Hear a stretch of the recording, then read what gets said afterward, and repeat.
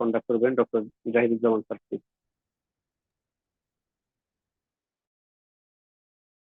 আসসালামু আলাইকুম ওয়া রাহমাতুল্লাহি ওয়া বারাকাতুহু। ভাই ঠিকঠাক শোনা যায় কিনা, সাউন্ড ঠিক আছে কিনা একটু জানাবেন আমি প্লিজ। শুনতে পাচ্ছি, অন্যরাও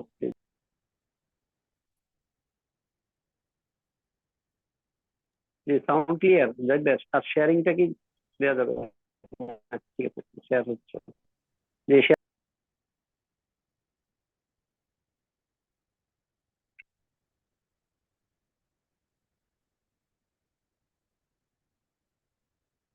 ওকে, তাজমুল ভাই যদি আপনি থাকেন বা আরেকজন যদি কেউ থাকেন, যে কোনো কারণে যদি নেটওয়ার্কের সমস্যা হয়, কথা শুনতে সমস্যা হয়, অথবা আমি ডিসকানেক্ট হয়ে যাই, আপনারা একটু আমাকে হোয়াটসঅ্যাপে নোট দিয়েন। যদি কোনো কারণে এরকমের ডিস্টার্ব হয়, আমি আসলে বুঝতে পারছি না, কারণ আমার এখানে ব্যাকআপ আছে, ব্যান্ডউইথ যে ব্রডব্যান্ডের যে লাইন সেটাও আছে, আবার ওয়াইফাইও আছে, দুইটাই। হয়তো বা কোনো একটা সমস্যা হলে অটো সুইচ করবে, তারপরে যদি কোনো সমস্যা হয় আমাকে একটু জানাবেন। তো আমরা আজকে শুরু করি। যে তাজম ভাই আগেই বলছেন যে আমি জাহিদুজ্জামান সোনালী ব্যাংকের ইসলামী ব্যাংকিং ডিভিশনে আছি, আর সিএসএ পাশ করেছিলাম বেশ কিছুদিন আগে, অর্থাৎ প্রথম দিকে আমরা পরীক্ষা দিয়েছিলাম। তো আজকের এখানে আমার শ্রদ্ধাভাজন গুণীজন আমার স্যারও আছেন, ইসে এই যে লিস্টে দেখলাম।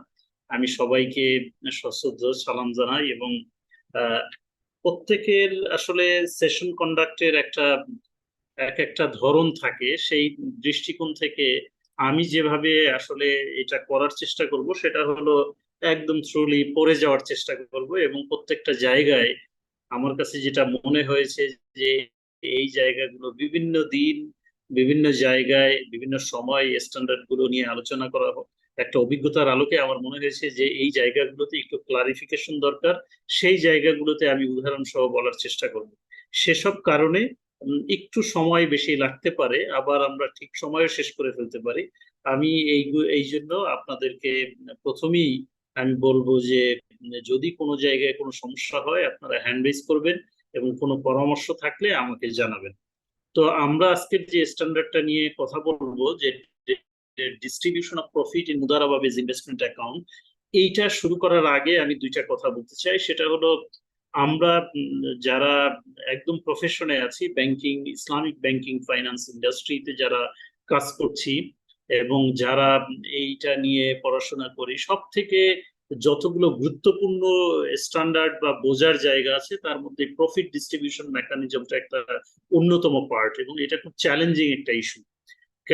কারণ এই যে প্রফিট ডিস্ট্রিবিউশনটা যথাযথভাবে করতে পারা এবং ডিসপ্লেস কমার্শিয়াল রিস্ককে মিটিগেট করা, এটা ইসলামী ব্যাংকের জন্য একটা খুব খুব বেশি একটা চ্যালেঞ্জিং পার্ট। কারণ হলো কনভেনশনাল ব্যাংক তারা একটা ফিক্সড রেটে ইন্টারেস্ট রেট দিয়ে তারা কিন্তু চলে যায়, যে তার কি ইনকাম হবে না না হবে তার সাথে তার আসলে সম্পৃক্ততা নাই। কিন্তু ইসলামী ব্যাংকিং এর ক্ষেত্রে তার ইনকাম করে তার মধ্য থেকে রেশিও ডিস্ট্রিবিউট করতে হয়। এখন যদি গ্রাজুয়ালি যদি ডিস্ট্রিবিউশনের সময় এটা যদি বিলো দ্য মার্কেট রেট যদি ডিস্ট্রিবিউট হয়, তাহলে কাস্টমার কিন্তু এটা সুইচ করে। ডিসপ্লেস কমার্শিয়াল রিস্কটা এখানে অনেক বেশি। সে কারণে এই ডিস্ট্রিবিউশন অফ প্রফিট এবং ইন মুদারাবা বেসড ইনভেস্টমেন্ট অ্যাকাউন্টের এইটা আসলে খুব গুরুত্বপূর্ণ একটা পার্ট। এটা হলো আমাদের প্র্যাকটিশনারদের দিক থেকে। আর দ্বিতীয়ত হলো এই distribution of profit in Mudaraba based investment account এইটা পরীক্ষার জন্য গুরুত্বপূর্ণ। কারণ আমরা যে ব্যাংক বা ফাইন্যান্সিয়াল ইনস্টিটিউশন যে ডিপোজিট গুলো কালেক্ট করি, সেগুলোর আসলে প্রফিটটা ডিস্ট্রিবিউশন হবে এই যে স্ট্যান্ডার্ড আছে তার মাধ্যমে। ওকে, আমরা এখন শুরু করি। আমি প্রথমেই যেটা বলতে চাই, আপনারা এখানে অনেকেই প্র্যাকটিশনার আছেন বা অনেকেই দীর্ঘদিন ধরে স্ট্যান্ডার্ড করছেন অথবা ব্যাংকে আছেন, আপনারা জানেন। তারপরেও যদি দুই একজন না জানেন, সে কারণে আমি একদম এই পয়েন্ট গুলো থেকে বলার চেষ্টা করব। সেটা হলো আমরা দেখতে পাচ্ছি ইনভেস্টমেন্ট অ্যাকাউন্ট, আউফির যত টেক্সট, যতগুলো স্ট্যান্ডার্ড বা যেসব জায়গা আমরা দেখতে পাবো, সিএ সিপার যদি স্টাডি টেক্সট দেখি, অথবা এক্সপোজার ড্রাফট বা যা যা যদি আমরা দেখি, এই ইনভেস্টমেন্ট অ্যাকাউন্ট বলতে বোঝায় আমাদের দেশে দেখেন, যারা ইসলামী ব্যাংকে দীর্ঘদিন ধরে কাজ করছে, তাদের কাছে ইনভেস্টমেন্ট অ্যাকাউন্ট বলতে বোঝায় আসলে কাউকে যে আমরা বিনিয়োগ দিয়ে থাকি সেটাকে ইনভেস্টমেন্ট অ্যাকাউন্ট হিসেবে আমরা বিবেচনা করি। আসলে কিন্তু আউফিতে বিষয়টা তা না। ইনভেস্টমেন্ট অ্যাকাউন্ট বলতে বোঝায় ডেপোজিটরদের যে অ্যাকাউন্ট সেটাকে বলা হয় আউফিতে ইনভেস্টমেন্ট অ্যাকাউন্ট। আর আমরা যে বিনিয়োগ যেগুলো দেই, যে কাউকে মুরাবাহা বেসিসে বা সালান বা অন্যান্য যে পার্টে, সেটাকে আউফি বলছে ফাইন্যান্সিং। তো এই পার্থক্যটা কিন্তু আমাদের একটু প্রথমে মাথায় রাখতে হবে। যারা একদম ফ্রেশ তাদের হয়তো বা খুব সমস্যা নাও হতে পারে, কিন্তু যারা দীর্ঘদিন ব্যাংকে কাজ করে আসছেন, ইসলামী ব্যাংকে, তার ইনভেস্টমেন্ট অ্যাকাউন্ট বলতে তারা বুঝে আসছেন। বাংলাদেশে আমাদের এখানে এখনো প্র্যাকটিস হচ্ছে ইনভেস্টমেন্ট অ্যাকাউন্ট মানে হলো আমরা যে বিনিয়োগগুলো দিয়ে থাকি। কিন্তু আমরা যে আজকের আলোচনা করছি এই ইনভেস্টমেন্ট অ্যাকাউন্ট হলো ডেপোজিট অ্যাকাউন্ট। অর্থাৎ ডেপোজিটররা যে আমাদের কাছে যে টাকা রাখে সেটা আমরা ইনভেস্ট করে আমরা যে ফাইন্যান্সিং খাতে বা বিভিন্ন এক্সচেঞ্জ মিডিয়াম অফ এক্সচেঞ্জের যে কন্ট্রাক্ট তার মাধ্যমে আমরা যে ইনকাম করি, সেই ইনকামটা কিভাবে ডিস্ট্রিবিউট হবে সেটা নিয়ে কথা। এটা একটু প্রথমেই বোঝা দরকার, পরে আমরা সামনে যাব। This standard covers investment account managed on the basis of মুদারাবা। মুদারাবার ভিত্তিতে যেই আমানত গুলো সংগ্রহ করা হয়, the principal and condition of realisation and entitlement of profit.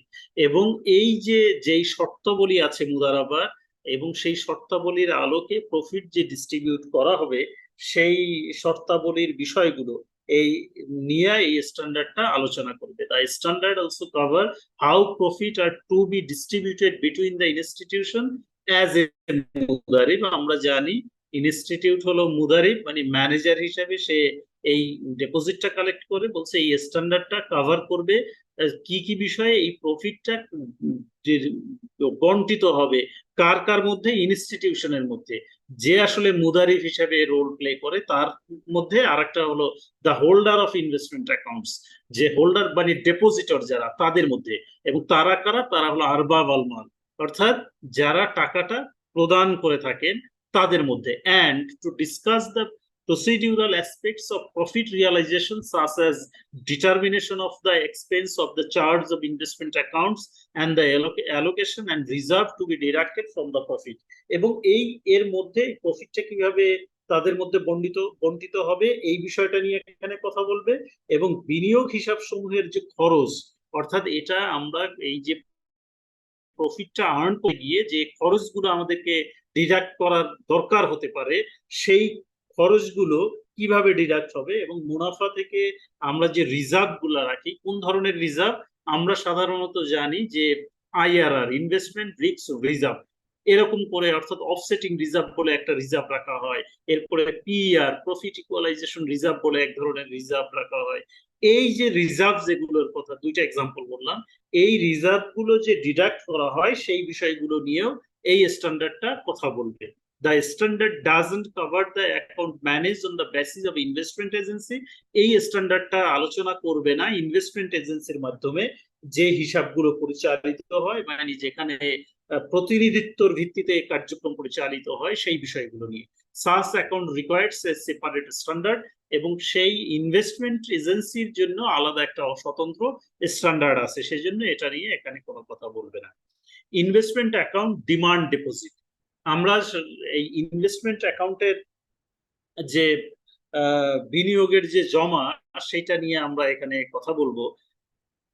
তো definition and types of investment account, যে এই ইনভেস্টমেন্ট অ্যাকাউন্ট বলতে আমরা কিন্তু আগেই বলছি যে যেই টাকাটা জমা রাখা হয় আমানত হিসাব, বাংলায় আমরা যেটাকে বলি, সেই আমানত হিসাবে আসলে এই আউফির দৃষ্টিকোণ থেকে তার সংজ্ঞা কি বা সেটা বলতে কি বোঝায়, এবং এইটা কয় ধরনের, এই এরকমের হিসাব কয় ধরনের হয় ইসলামী ব্যাংকিং এ, সেটা নিয়ে দুইয়ের একে আলোচনা করা হবে।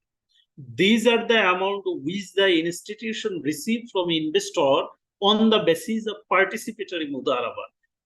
এই যে এইগুলো হচ্ছে এই যে ইনভেস্টমেন্ট অ্যাকাউন্ট বলতে বোঝানো হচ্ছে অংশীদারি মুদারাবার ভিত্তিতে প্রতিষ্ঠান বিনিয়োগকারীদের নিকট থেকে যে তহবিল গ্রহণ করে থাকে। The holder of such account delegates the institution to invest their fund through Mudaraba. এবং যেই এই যে অ্যাকাউন্টগুলো পরিচালিত হয়, অর্থাৎ ডিপোজিটররা যে টাকাটা দেয় সেই টাকাটার যে অর্থ বা মূলধন, এটা আসলে হিসাবধারীগণ প্রতিষ্ঠানকে দেয় যে তারা প্রতিষ্ঠান মুদারাবা শর্তের মধ্যে মুদারাবা প্রিন্সিপাল অনুযায়ী এই ফান্ডটা তারা বিনিয়োগ করবে।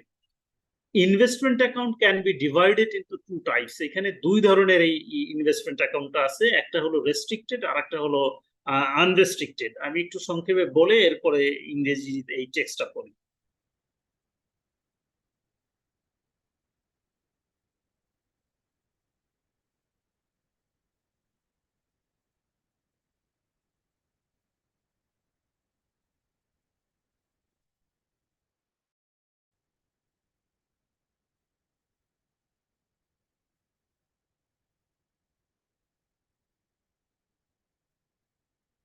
আচ্ছা, আমাকে কি শোনা যাচ্ছে কিনা? আমার এখানে মনে হচ্ছে শোনা যাচ্ছে না, যাচ্ছে না এরকম।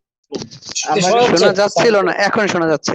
না না, শোনা শোনা যাচ্ছিল যাচ্ছে। না, কিন্তু ওই আপনি যখন বলছেন ইনভেস্টমেন্ট অ্যাকাউন্টস আর টু টাইপস, এরপরে আর শোনা যায় না। ওকে, এখানে একটা উঠে আছে connecting to the cloud server, এরকম টাইপের। ওকে, আমরা আবার বলি যে আমি বলছি যে টু টাইপের যে ইনভেস্টমেন্ট অ্যাকাউন্ট আছে, আমানত যে মুদারাবা বেসিসে ডিপোজিট সংগ্রহ করা হয়, সেটার ধরন দুইটা, একটা হলো রেস্ট্রিক্টেড আর একটা হলো আনরেস্ট্রিক্টেড মুদারাবা।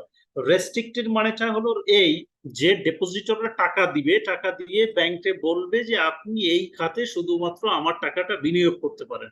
আমরা যদি দেশের প্রেক্ষাপটে একটা এক্সাম্পল দিই তাহলে এরকমের, যে ধরে নেন সুকুক ইস্যু হয় কিছুদিন পর পর, যে আমরা গভর্নমেন্ট সুকুক দেখি, অথবা এই যে আমাদের পদ্মা সেতু হলো, তখন এরকমের হতে পারে যে পদ্মা সেতুর এগেনস্টে সুকুক ইস্যু করা হয়েছে।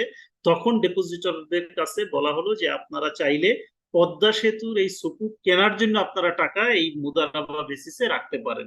এখন শুধু তখন ওই টাকাটা ওই ডিপোজিটরদের, ওই সকল ডিপোজিটরদের টাকা শুধু ওই সংশ্লিষ্ট বা নির্ধারিত এই সুকুক ক্রয়ের ক্ষেত্রেই এইটা বিনিয়োগ করা হবে, অন্য কোনো জায়গায় করা হবে না। এইটা হলো রেস্ট্রিক্টেড মুদারাবা। আর ধরে নেন ডিপোজিটররা টাকা দিল, টাকা দিয়ে তারা বলল যে ঠিক আছে, আপনি ব্যাংকের আপনার এক্সপার্টাইজেশন আছে, আপনারা শরিয়া সম্মত যে সকল পদ্ধতি আছে সেখানে আপনারা এটা বিনিয়োগ করতে পারেন।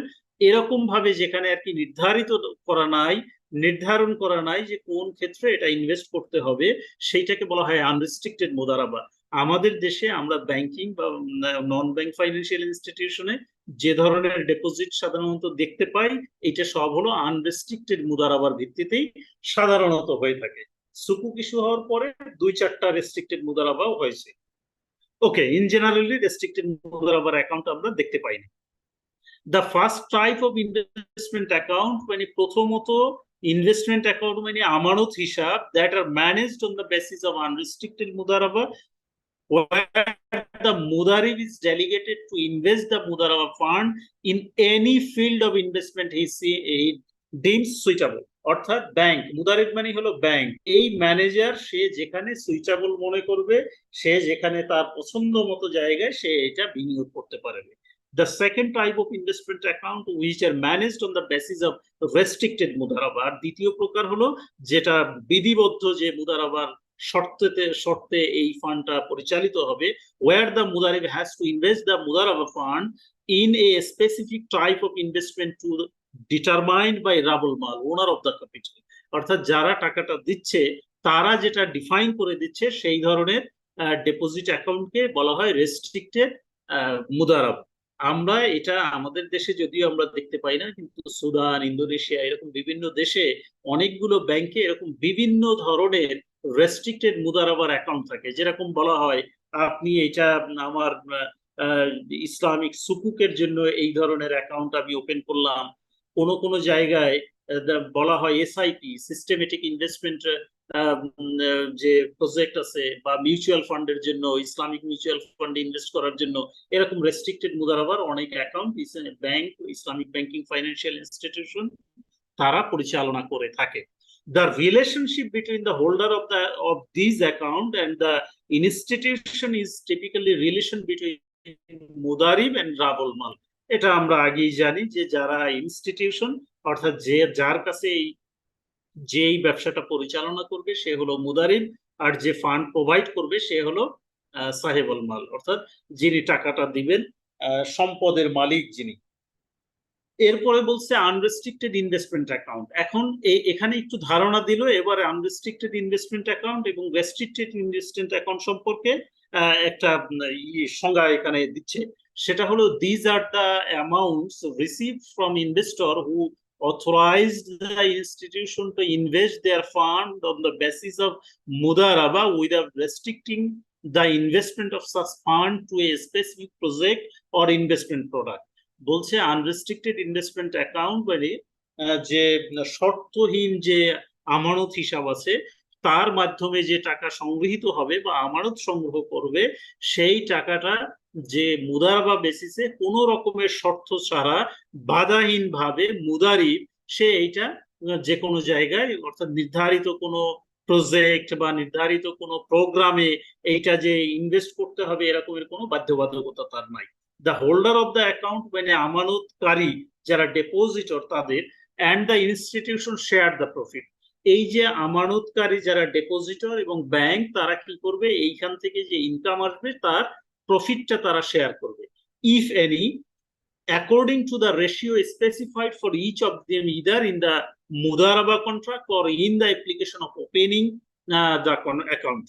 অর্থাৎ বলছে তারা এই যে প্রফিটটা যে তারা ডিস্ট্রিবিউট করবে সেটা কিভাবে করবে সেটা হলো এই মুদারাবা অ্যাকাউন্টের জন্য একটা স্পেসিফাইড যদি বলা থাকে সেই ধরনের শর্তে, তার মানে হলো এই বলা হলো যে ধরে নেন কোনো একটা ব্যাংকে যে এরকম বলা হলো শিক্ষকদের জন্য একটা স্পেশালাইজড অ্যাকাউন্ট তারা প্রোভাইড করলো এবং সেখানে তারা বলে দিল যে এই অ্যাকাউন্টের জন্য ডেপোজিটররা পাবেন 90% আর 10% পাবেন হলো ব্যাংক। এখন এইখানে যারাই অ্যাকাউন্ট খুলবে তারা এই ভিত্তিতে পাবে। আবার এরকমের হতে পারে যে ধরে নেন কোনো একটা জায়গায় কিছু অ্যাকাউন্টের জন্য স্ল্যাব ওয়াইজ তারা দিল যে যারা এরকমের যখন সে অ্যাকাউন্ট ওপেন করবে তখন তার সাথে নেগোশিয়েট করে তারপরে তারে বলা হবে যে আপনি যে 5 কোটি টাকা আমার এখানে ডিপোজিট রেখেছেন এটার জন্য আপনি 75% পর্যন্ত প্রফিট পাবেন, এটার থেকে যা আসবে আর 25% পাবেন। হতে পারে অ্যাকাউন্ট ওয়াইজ অথবা হতে পারে অ্যাকাউন্ট ওপেনিং এর সময়, মুদারাবা কন্ট্রাক্টের সময় অথবা অ্যাকাউন্ট ওপেনিং এর সময়। The holder of the account bear all the losses in proportion to their respective share in the capital except loss arising from the transgression, negligence or breach of the contract which have to be borne by the institution. খুবই গুরুত্বপূর্ণ একটা line, আপনারা এটা underline করতে পারেন যে এইটা হলো একটা বেসিক প্রিন্সিপাল, সেটা হলো এটা নট অনলি মুদারাবা, এটা মুশারাকার ক্ষেত্রে অর্থাৎ ইকুইটি বেস কন্ট্রাক্টের ক্ষেত্রে ক্যাপিটাল অনুযায়ী রেশিও অনুযায়ী ক্যাপিটালের রেশিও অনুযায়ী লসটা বিয়ার করতে হয়। অর্থাৎ আমরা জানি যে ইকুইটি বেসড যে এগ্রিমেন্ট আছে বা কন্ট্রাক্ট আছে ইসলামিক ফাইন্যান্সে তার মধ্যে একটা হলো মুদারাবা আর একটা হলো মুশারাকা। এইখানে লসটা বিয়ার হবে যার যতটুকু ক্যাপিটাল সে সেই অনুযায়ী। তাহলে মুদারাবায় যেহেতু পুরা ক্যাপিটালটা সাহেবাল মালের মানে ডেপোজিটরের, এই জন্য পুরা লসটা যদি এখানে থেকে লস আসে তাহলে এই পুরা লসটা বিয়ার করতে হবে এই যে ডেপোজিটর দ্বারা। তবে এখানে একটা কথা আছে, যদি লসটা এখানে তৈরি হয়, লসটা যদি আসলে সংগঠিত হয় কির মাধ্যমে, ট্রান্সগ্রেশনের মাধ্যমে মানে সীমা লঙ্ঘনের কারণে, নেগলিজেন্স অবহেলার মাধ্যমে, অথবা ব্রিচ অফ কন্ট্রাক্ট, অথবা তাদেরকে যে তারা যদি শর্ত ভঙ্গ করে সেজন্য যদি লস অ্যারাইজ করে তাহলে এই পুরা লসটা ইনস্টিটিউট বিয়ার করবে। এখন ব্রিচ অফ কন্ট্রাক্ট কেমন হতে পারে সেটা হলো এরকম, ধরে নেন কিছু এরকম বলা হলো যে সাধারণত আপনাদের এই যে ডেপোজিটরদের যে টাকা সেইটা ইনভেস্টমেন্টের যে খাত আছে জেনারেল ইনভেস্টমেন্টের খাত শরিয়া ভিত্তিক সেখানে ইনভেস্ট করতে হবে। এখন কোন একটা ব্যাংক তারা কি করলো, কোন এক কারণে সে শরিয়া ভিত্তিক ইনভেস্টমেন্ট না করে তাদের ফাইন্যান্সিয়াল কোন এক জায়গা থেকে তাদেরকে পরামর্শ দিল আপনারা হেজ ফান্ডে এখানে বিনিয়োগ করেন অনেক লাভ পাবেন, এবং হেজ ফান্ডে বিনিয়োগ করতে গিয়ে তারা আসলে লস করবে। যদি এরকমের কোনো ঘটনা ঘটে তাহলে অডিটররা তো সেই ইনকামটাকে আসলে যদি অডিটররা ধরতে পারে তাহলে তারা কম্পেনসেশনে নেবে, কিন্তু যদি না ধরতে পারে তাহলে তো এখান থেকে যদি লাভ না হয়, যদি লস হয়, এই লসটা পুরাটাই ইনস্টিটিউশনকে বেয়ার করতে হবে, প্রতিষ্ঠানকে। Restricted investment account, these are the amounts whose owners authorized the institution to invest them on the basis of mudaraba in a specific project or investment program. এটা তো আমরা আগে বললাম যে এমন ধরনের একটা ফান্ড যেটা স্পেসিফিক কোনো প্রজেক্ট এবং ইনভেস্টমেন্ট প্রোগ্রামের জন্য এই ফান্ডটা বিনিয়োগ করা হবে। The holder of the account and the institution share the profit, ওই উপরের মতো, according to the ratio specified for each of them either in the মুদারাবা contract or in the application of opening the account. উপরের মতোই এই Mudaraba contract অনুযায়ী এইটা distribute হবে, অথবা ওই অ্যাকাউন্ট ওপেনিং এর সময় যদি এই রেশিওটা বলা থাকে তাহলে সেই অনুযায়ী বরাদ্দ হবে। The holder of the account bear all the losses in proportion to his share in the capital, একই কথা এই পরের যেগুলো আছে, except losses arising from the transgression, negligence or breach of contract which have to borne by the institution। এই loss হওয়ার ক্ষেত্রে restricted unrestricted উভয়ের ক্ষেত্রেই একই ধরনের প্রিন্সিপাল, যে যদি অবহেলা, সীমালঙ্ঘন এবং যদি চুক্তির শর্ত ভঙ্গ কারণ ছাড়া যদি কোনো লস আসে তাহলে এটা ডিপোজিটরকে বিয়ার করতে হবে, আদারওয়াইজ চুক্তি ভঙ্গের কারণে অথবা তদারকির জন্য যদি না হয়, এরকম যদি কোনো পার্টি যদি লস হয় তাহলে এটা ব্যাংকে বিয়ার করতে হবে, ইনস্টিটিউশনকে। ইকুয়ালিটি ইন ইনভেস্টমেন্ট অপরচুনিটিস, বিনিয়োগ সুযোগের সমতা বিধান মানেটা কি? In principal, equality in investment opportunity should be ensured between shareholders fund and the fund of the holder of the investment account in the participatory মুদারাবা। খুবই গুরুত্বপূর্ণ একটা লাইন, আন্ডারলাইন করতে পারেন, পরীক্ষার জন্য গুরুত্বপূর্ণ। বিষয়টা কি? বিষয়টা হলো এই যে, ধরে নেন আমি এখানে তো আসলে ক্যালকুলেশন দেখানোর সুযোগ নাই, কিন্তু আমি মৌখিকভাবে বলি যে একটা ব্যাংক যে চলে, এই ব্যাংকের মধ্যে 100 টাকা যদি তার ডেপোজিট পুলে যদি টাকা থাকে, ডেপোজিট পুলে মানে হলো ডেপোজিটের, ধরে নেন তার এমন একটা পুল, একটা ঝুড়ি, যেই ঝুড়িতে টোটাল টাকাটা তার আছে, সেখানে ডেপোজিটরদের টাকাও আছে, আবার ব্যাংকের কিছু টাকাও আছে। ধরে নেন আমরা অনুমান করি যে এই ঝুড়ির মধ্যে 100 টাকা আছে, 100 টাকার মধ্যে 20 টাকা ব্যাংকের আর 80 টাকা হলো ডেপোজিটরদের।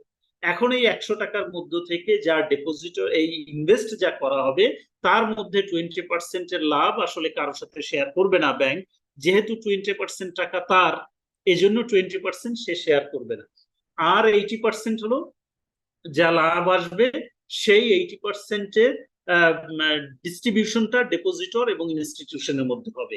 এখন এটা তো আমি খুব সংক্ষেপে বললাম। ধরে নেন এখন এই টাকার পরিমাণটা যদি হয় 2000 কোটি টাকা যদি ব্যাংকের থাকে, 8000 কোটি টাকা যদি থাকে ডেপোজিটরদের, এখন ব্যাংক যদি বলে যে না, আগে আমার টাকার অংশটাই আগে বিনিয়োগ করব, ডেপোজিটরদেরটা এটা সেকেন্ডারি অপশন, যদি আমারটা বিনিয়োগ করার পরে যদি ডেপোজিটরদের টাকা যদি বিনিয়োগ করার দরকার হয় তাহলে করব। এটা কেন ব্যাংক করবে?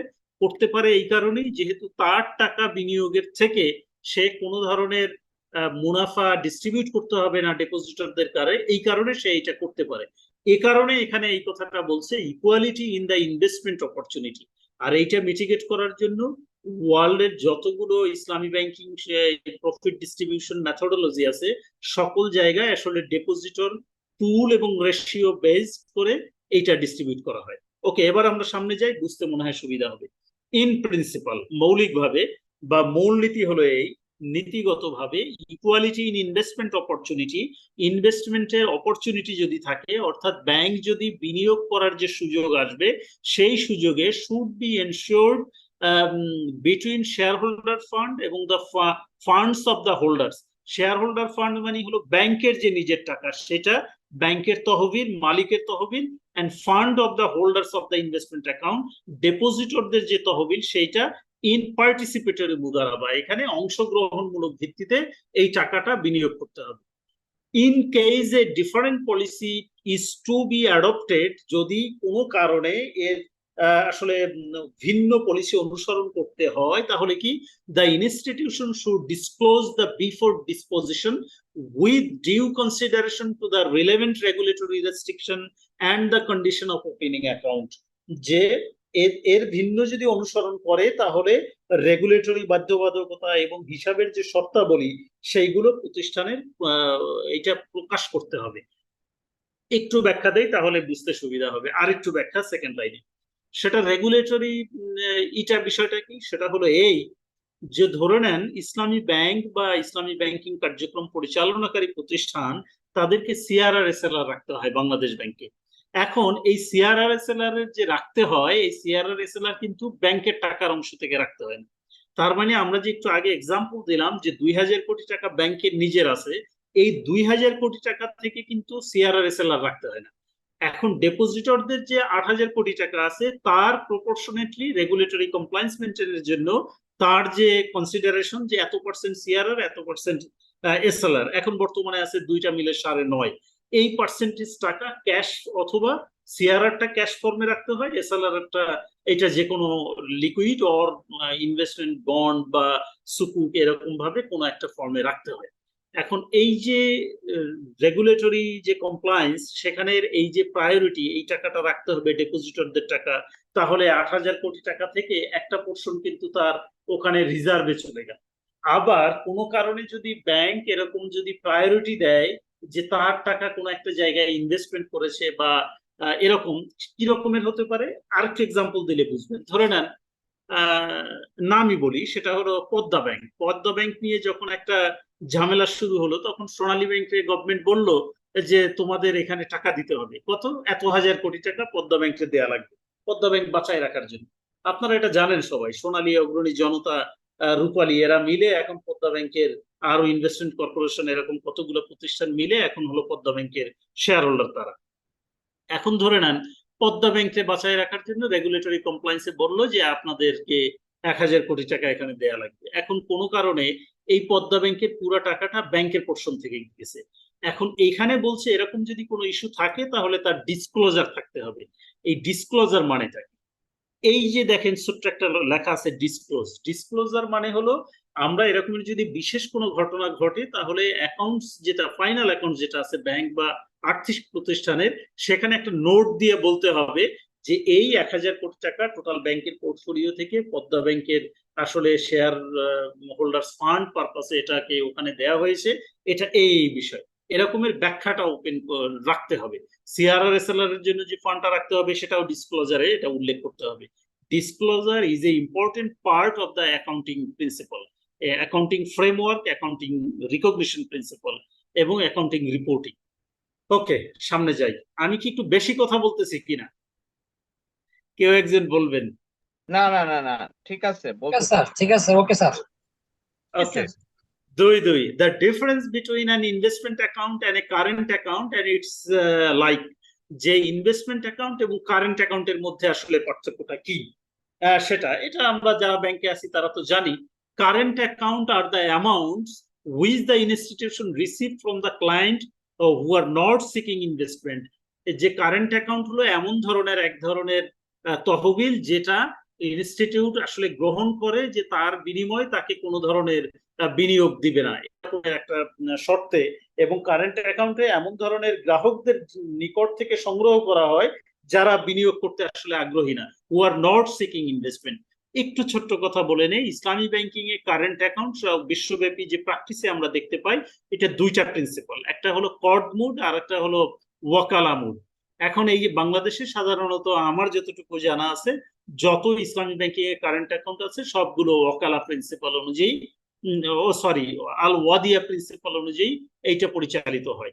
একটা হলো আল ওয়াদিয়া প্রিন্সিপাল আর একটা হলো কর্দ principal.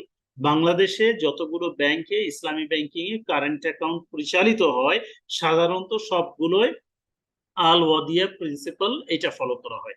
Such amount represents loan which the institution has to guarantee their repayment on demand without any increment। দেখেন ইসলাম এই যে আমরা যে শরিয়া স্ট্যান্ডার্ড পড়তে যাই তখন কিন্তু আমাদের কতগুলো শব্দের আলাদা আলাদা থাকবে, সেটা হলো লোনস। এই লোনস কনভেনশনালের ক্ষেত্রে যে মিনিং দেয় ইসলামী ব্যাংকিং এ কিন্তু সেই মিনিংটা দেয় না। ইসলামী ব্যাংকিং এবং ফাইন্যান্সে লোনস বলতে বোঝায় কোনো অতিরিক্ত ছাড়া কাউকে ধার দেয়া, এরকম যে বিষয়টা সেটা হলো লোনস। আবার দেখেন যে ডেপ্ট যেটাকে আমরা বলি, ক্রেডিট যেটাকে বলি, এরকমের যে বিষয় ফাইন্যান্সিং যেটাকে বলছি, এই প্রত্যেকটার কিন্তু আলাদা আলাদা প্রত্যেকটার মিনিং আছে। আমরা যখন হাওয়ালা পড়ি তখন দেখতে চাই, এই জন্য এইগুলো একটু খেয়াল রাখতে হবে। সাস অ্যামাউন্ট রিপ্রেজেন্টস লোন, এই যে কারেন্ট অ্যাকাউন্টের যে তহবিলটা এইটা আসলে ধার হিসাবে রিপ্রেজেন্ট করে, which the institution has to guarantee their repayment on demand without any increment. কোনো ধরনের বর্ধিত ছাড়া, কোনো রকমের অতিরিক্ত ছাড়া প্রতিষ্ঠান এখানে গ্যারান্টি দেয় সে চাওয়া মাত্র ওয়ান ডিমান্ড, সে চাওয়া মাত্র কোন রকম বর্ধিত ছাড়া তাকে এই টাকাটা দিবে কারেন্ট অ্যাকাউন্টের বিষয়ে। The institution has the right to dispose of such amount and invest them for its own benefit and under its own responsibility. যে এখন ইনস্টিটিউশন আর একটা কি করে, ইনস্টিটিউশনের এখানে একটা অধিকার আছে, সেটা হলো এই যে প্রতিষ্ঠান তার নিজ স্বার্থে নিজ দায়িত্বে এইটা বিনিয়োগ করার সে করতে পারে। তবে preferably after indicating this an application for opening the account, তবে যে সে যে এই টাকাটা ইনভেস্ট করতে পারবে তার নিজের দায়িত্বে নিজের রিস্কে সে করতে পারবে, সেটা অবশ্যই অ্যাকাউন্ট ওপেনিং ফর্মে উল্লেখ থাকাটা ভালো, preferable. As regards investment account, these are the amounts deposited with the institution on trust basis. It's a trust basis হতে পারে, and the hence the institution is not committed to guarantee their repayment except in case of transgression, negligence or breach of contract. যার এটা অবহেলা উপযুক্ত কোন ধরনের আসলে guarantee দেয় না এখানে, যে যদি তার অবহেলা, তারপরে নেগলিজেন্স এবং যদি তার ব্রিচ অফ কন্ট্রাক্ট এই রকমের যদি প্রতিষ্ঠান যদি অবহেলার ইত্যাদি বিষয়ের সাথে এই ট্রাস্ট বেসিস যদি হয়, তাহলে সেখানে আসলে গ্যারান্টি ইস্যুটা নাই, সেখানে তার দেয়া লাগবে না। অর্থাৎ ঘটনাটা হলো এই ট্রাস্ট বেসিস বলতে বোঝাচ্ছে এইটা ওই কর্ট বেসিস যে আমি একটু আগে বললাম সেই সেই রকমের আর কি এই অ্যাকাউন্ট ওপেন করা। 222 জাহিদ ভাই, এইটা কি মানে কারেন্ট অ্যাকাউন্টের কথা বললো না মুদারাবা ইনভেস্টমেন্ট অ্যাকাউন্টের কথা বললো? ইনভেস্টমেন্ট অ্যাকাউন্টের কথা বলছে, as regard investment account। হ্যাঁ, অ্যাজ রিগার্ড ইনভেস্টমেন্ট অ্যাকাউন্ট হলে তো এইটা মানে কারেন্ট অ্যাকাউন্টটাকে তো সেপারেট করলো না। এটা মানে ইনভেস্টমেন্ট অ্যাকাউন্ট বলতে আমরা যেগুলোকে অ্যাকর্ডিং টু আউফি আমরা যেগুলোকে ইনভেস্টমেন্ট অ্যাকাউন্ট বুঝি সেটার কথা আলাদা করে বললো না। উপরের পোর্শনটা তো কারেন্ট অ্যাকাউন্টের জন্য, তাই নয় কি? পরেরটা বলছে এর পরে এই দুইটার মধ্যে পার্থক্য বোঝানোর জন্য নিশ্চিতটার কথা বলছে যে ডিপোজিট অ্যাকাউন্ট যেটা আছে আমানত বেসিস যেটা, অর্থাৎ যেটা সাহেব মুদারাবা বেসিসে নেওয়া হবে, সেই আমানত হিসাবটা এইটা deposited with the institution on the trust basis, এটা ট্রাস্ট বেসিসে হয় বিশ্বস্ততার এক্স্যাক্টলি এটাই বলছে এইটাই। ওকে, thank you. 222 The institution should guarantee full repayment of the amount or amounts of the current account to their holders, যে প্রতিষ্ঠান এই চলতি হিসাবে জমাকৃত সম্পূর্ণ অর্থ হিসাবধারীদেরকে ফেরত প্রদানের জন্য আসলে বাধ্য। To their whereas it should not assume the commitment to pay any fixed or variable increment on the principal amounts of such account because such payment constitute usurious interest. তবে এই প্রতিষ্ঠান জমাকৃত অর্থের সাথে কোনো অতিরিক্ত নির্দিষ্ট বা অনির্দিষ্ট কোনো হারই এরকমের অতিরিক্ত প্রদানের নিশ্চয়তা প্রদান করবে না, এবং কোনো কোনো ক্ষেত্রে এটা কাস্টমারি প্র্যাকটিসেও করা যাবে না। সেটা কাস্টমারি প্র্যাকটিস। কেউ কিছু বলছেন? জি স্যার, ইয়েস স্যার। স্যার বলা হচ্ছিল যে প্রতিষ্ঠান তাকে গ্যারান্টি দিবে না, এটা কেমন রাখলো তো গ্রাহকের মধ্যে ট্রানজাকশনের কি ব্যাপার আছে একটু প্লিজ প্রথমটা স্যার। না না না, প্রথমটাই আমি শেষ করে আসলে যে প্রশ্ন করেছিলেন উনি যেহেতু এটা বলছেন ঠিক আছে, এই কারণে আর আমি প্রশ্নের উত্তরটা শেষ করিনি।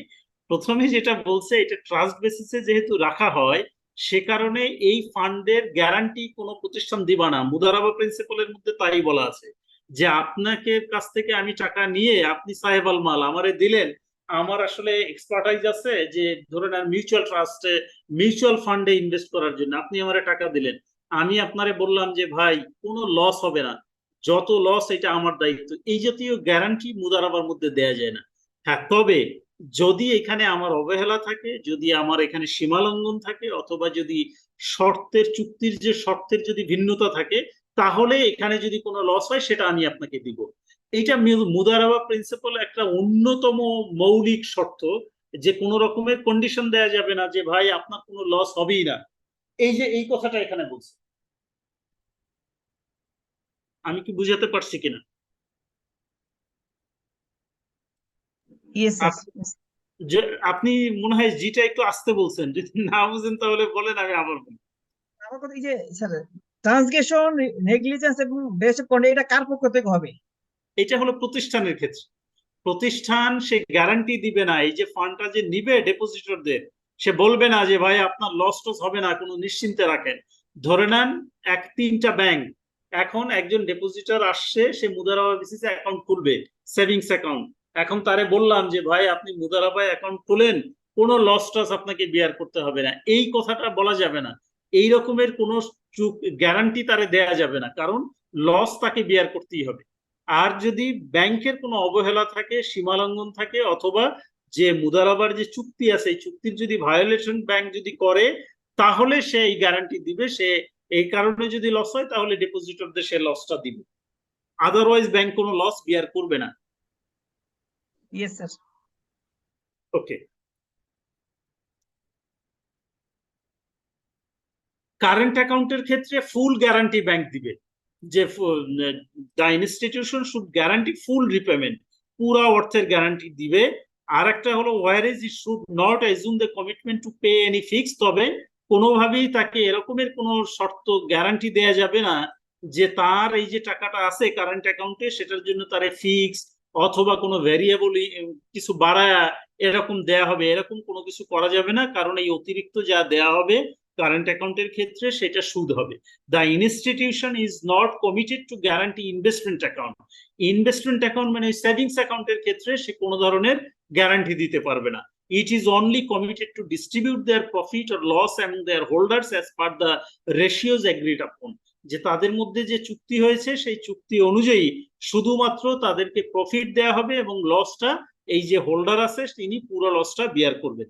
এখানে আমি একটা কথা বলছিলাম, সেটা হলো এই কাস্টমারি প্র্যাকটিসেও এই যে বাড়িয়ে দেয়া কারেন্ট অ্যাকাউন্টে এটা করা যাবে না। সেটা হলো কি রকমের, আপনারা জানেন যে কিছু কিছু আমাদের, আমি নাম বলতে চাই না, দেশের বাইরের এক্সাম্পল দেই, সেটা হলো এই যে কোন কোন ব্যাংকে এরকমের, এটা সরিয়া ইসে আসছে রেজুলেশনেও, কিছু ব্যাংক তারা কাস্টমারদেরকে বলে না যে ভাই আপনি কারেন্ট অ্যাকাউন্টে টাকা রাখলে আপনার আসলে কোনো লাভ দেওয়া হবে, কিন্তু তারা এরকমের একটা বিধান করে রাখছে এবং সবাই এটা জানে যে কারো যদি কারেন্ট অ্যাকাউন্টে কোনো প্রতিষ্ঠানের 50 কোটি টাকা থাকে তাহলে সে ত্রৈমাসিক বেসিসে একটা গিফট তাকে পাঠানো হয়, 2 লাখ টাকার একটা চেক অথবা এরকম কিছু, অথবা তাকে একটা উপঢৌকন পাঠানো হয়। এটা একটা কাস্টমারি প্র্যাকটিস তারা তৈরি করে ফেলছে।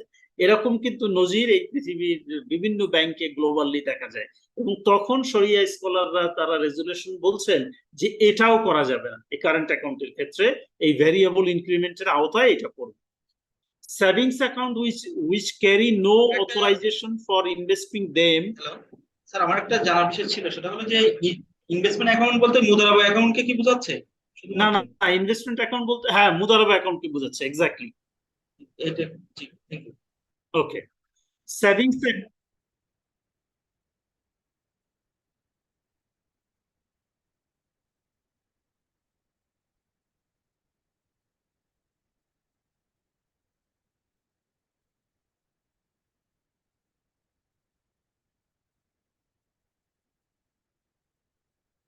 মূল টাকা, মূল টাকা প্রফিট কোনোটারই গ্যারান্টি থাকবে না।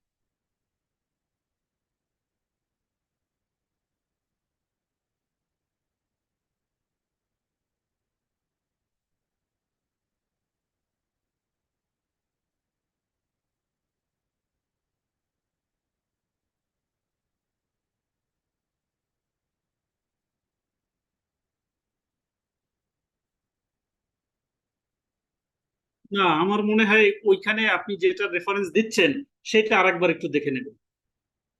একটু জাহিদ, এখানেও কিন্তু এই জিনিসটা আছে, লাস্টে দেখো উনি যে কথাটা বলছেন এই কথাটা কিন্তু এখানেও আছে। Hence the institution is not committed to guarantee their repayment except in case of transgression, negligence or breach of contract.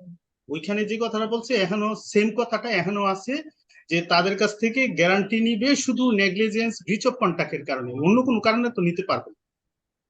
O sir, আমি তো সেটাই বললাম যে এখানে হ্যাঁ, উনি হয়তো দুইটার মধ্যে কানেক্ট করতে একটু ইয়া হয়েছে। অর্থাৎ ওইখানে যে guarantee- গ্যারান্টি এটাই, এখানে যে গ্যারান্টিটা বলছে এটাই ওইখানেও এই জিনিসটাই বলছে।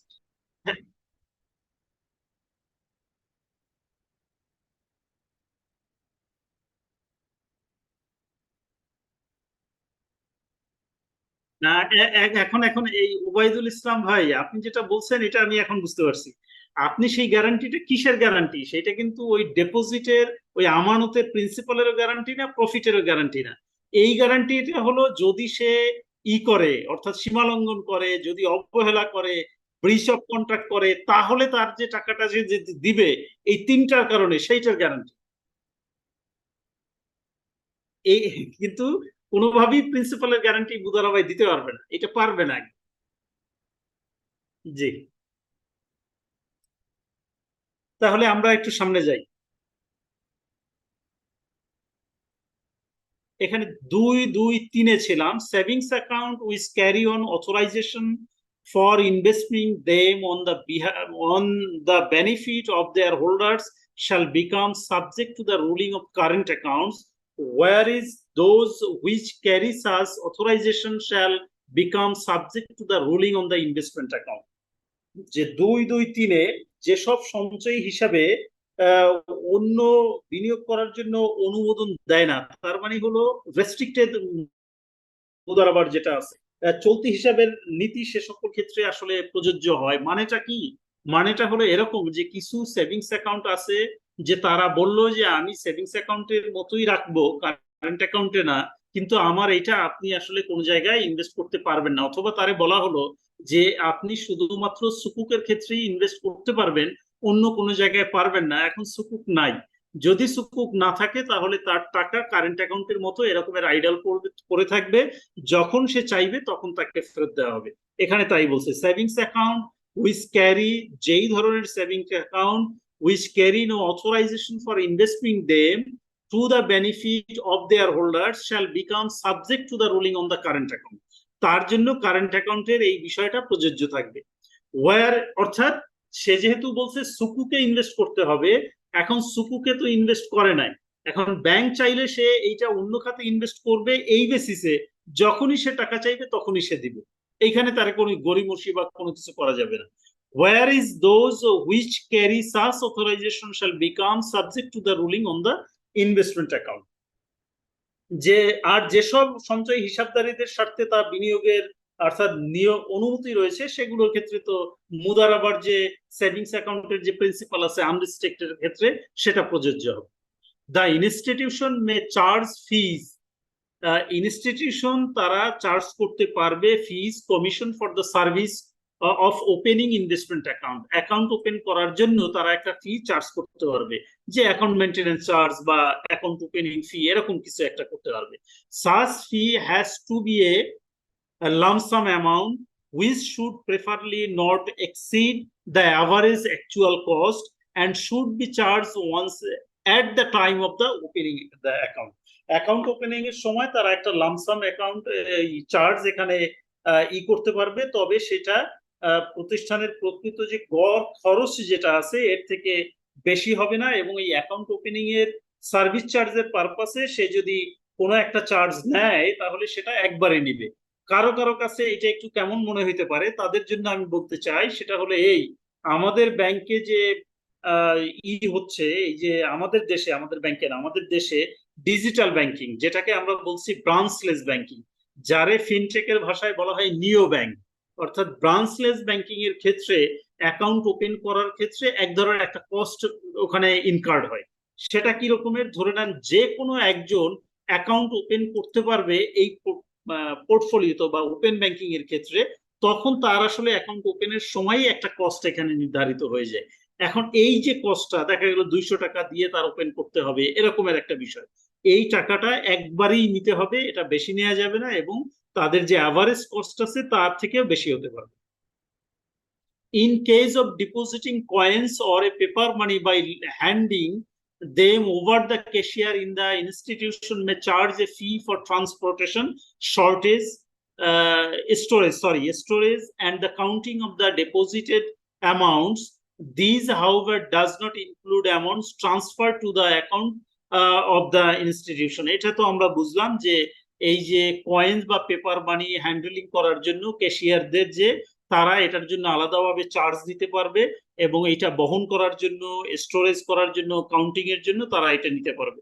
ইন জেনারেলি না, কিন্তু আপনি এরকম করে ভাবেন যেরকম সোনালী ব্যাংকের একটা শাখায় প্রত্যেকদিন সন্ধ্যায় ক্যাশ টাকা জমা হয় 5 থেকে 10 কোটি টাকা, একদম ক্যাশ।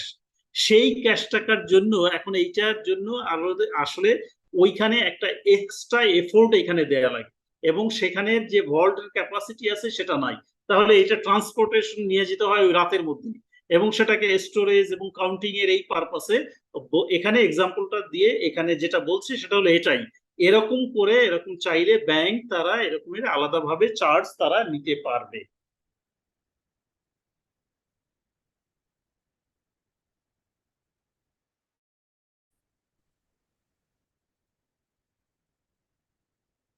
না না না, এটা আলাদাভাবে আপনি নিতে পারবেন। এটা হলো আলাদা ক্লজ যে এই হ্যান্ডলিং দ্য ক্যাশ কয়েন্স এইগুলোর জন্য। জি জি। In transference of money between accounts, constructive possession is sufficient whether for the same currency or different currencies, because the process involves exchange and transference. যে একই মুদ্রা হোক বা ভিন্ন মুদ্রা যাই হোক না কেন, বিভিন্ন হিসাবের মধ্যে অর্থ স্থানান্তরের ক্ষেত্রে আইনগত যে পজেশন যেটা আছে সেটাই আসলে যথেষ্ট। এখানে মুদ্রা বিনিময় এবং হাওয়ালার নীতির সমন্বয় এখানে ঘটেছে। স্ট্যান্ডার্ড নাম্বার 1 ট্রেডিং ইন কারেন্সির কথা এখানে বলছে। যে বিষয়টা কিরকমের সেটা একটু আমি আপনাদেরকে বললে তাহলে হয়তো বা আরেকটু বুঝতে সুবিধা হবে। ধরে নেন আমার অ্যাকাউন্টে বিডিটি আছে, এখন বিডিটি আছে, আমি ব্যাংকে গিয়ে যে আমার কাছে এই যে স্যার হয়তো বা তার $5000 স্যারকে আমি দিব, এখন স্যারের দেওয়ার জন্য আমি ব্যাংকে গিয়ে বললাম যে ভাই আমার অ্যাকাউন্টের এই যে বিডিটি টাকা আছে, এই বিডিটি টাকার $5000 পরিমাণ এই চেকটা দিলাম, এই যে ফরেন কারেন্সিটা এটা আপনি আমার স্যারের এফসি অ্যাকাউন্টে ট্রান্সফার করে দেন। এই যে বিষয়টা সেটার কথা এখানে বলছে যে in transference of the money between account, constructive possession is sufficient. আমার কাছে বিডিটির বাংলাদেশি টাকার কনস্ট্রাকটিভ পজিশন আছে এবং সেটাই যথেষ্ট এই কারেন্সি ট্রান্সফার করার জন্য। এই যে ফরেন কারেন্সি, এটা সেম কারেন্সি হোক বা ডিফারেন্ট কারেন্সি হোক। সাউন্ড চলে গেছে একদম। জি, বুঝি নাই। অন্যরা কি শুনতে পারছেন? জি। Okay. The fund which the institution failed to transfer to the owners because of change of the address shall be kept in a suspended account for a specified period before being added to the charity account. এটা তো আমরা জানি যে unclaimed account যেগুলো আছে, যে যদি কোনো কারণে গ্রাহকের যদি পাওয়া না যায় তাহলে তার টাকাটা যদি তাকে দেয়া না যায় তাহলে একটা সাসপেন্ডেড অ্যাকাউন্টে একটা নির্ধারিত সময় পরিমাণ এই টাকাটা জমা রাখবে এবং নির্ধারিত সময়টা পার হয়ে যাওয়ার পরে এইটা তারপরে চ্যারিটি অ্যাকাউন্টে স্থানান্তরিত হবে। যদিও বাংলাদেশের প্রেক্ষাপটে বলা হয়েছে যে আনক্লেইমড অ্যাকাউন্ট একটা নির্ধারিত সময়ের পরে একটা বাংলাদেশ ব্যাংকে দিয়ে দিতে হয়। If the addresses of the owner of such fund came to be known later on, the fund should be paid out them from the charity account. আবার এখানে যেটা বলছে যে প্রতিষ্ঠানের এই আনক্লেইমড অ্যাকাউন্টটা একটা নির্ধারিত সময় পর্যন্ত সাসপেন্ডেড অ্যাকাউন্টে রাখার পরে তারপরে চ্যারিটি অ্যাকাউন্টে রাখা হবে। এবং যদি এমন হয় যে তাদের ঠিকানা যদি জানা যায় এবং তাদের যদি ওই ইসের যদি তাদের কাছ থেকে যদি তাদেরকে এটা পাওয়া যায় এবং তারা যদি অনুমতি না দেয় তাহলে এই চ্যারিটি অ্যাকাউন্ট থেকে তাদের এই টাকাটা আবার তাদেরকে ফেরত দিতে হবে। এবং সেই অর্থটা যদি চ্যারিটি অ্যাকাউন্টের বিষয়ে আসলে এস্টাবলিশ করা যায়, বাংলাদেশের প্রেক্ষাপটে এটা করা যায় না, এটা আনক্লেইমড অ্যাকাউন্ট থেকে এটা বাংলাদেশ ব্যাংকে দিয়ে দিতে হয়। In this regard a clause should be added to the condition for the opening the accounts indicating that the holder of the account agreed to donate for charitable purpose any amounts of which could not be transferred to them within a specific period due to the change of the address. যে তার যদি address যদি পরিবর্তন হয় এবং সেটার কারণে যদি তাকে কোনো টাকা ডিসবার্স করা না যায় বা এরকম যদি হয় তাহলে সেটা চ্যারিটেবল পারপাসে অর্থাৎ দাতব্য পারপাসে দান করে দেওয়া হবে। এই ব্যাপারে তার একটা সম্মতি এইটা নেয়া অ্যাকাউন্ট ওপেনিং ফর্মের সময় এটা নিয়ে নেওয়া উচিত। ইন প্রিন্সিপাল শরিয়ার নীতি হলো কি, the institution should resort through exchange of correspondence to holder of the account when there is any change in the condition or profit sharing ratio.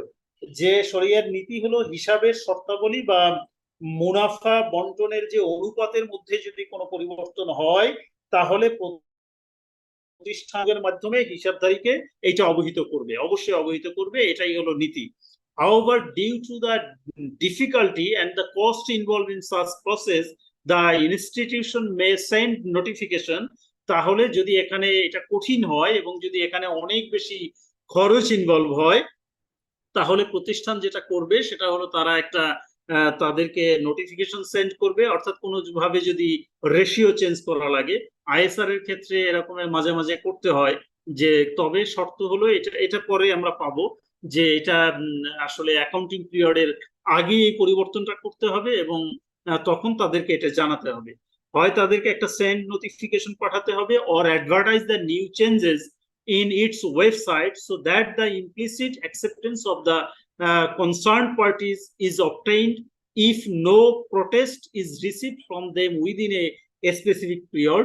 অথবা একটা বিজ্ঞপ্তি তাদের ওয়েবসাইটে দেওয়া হবে এবং একটা সময় তাদেরকে নির্ধারণ করে দেওয়া হবে যে সেই সময়ের মধ্যে যদি অ্যাকাউন্ট হোল্ডাররা কোনো ধরনের আপত্তি না জানায় তাহলে ধরে নিতে হবে যে এটা তারা একমত হয়েছে এবং তারপর থেকে এটা এক্সিকিউট করা যাবে।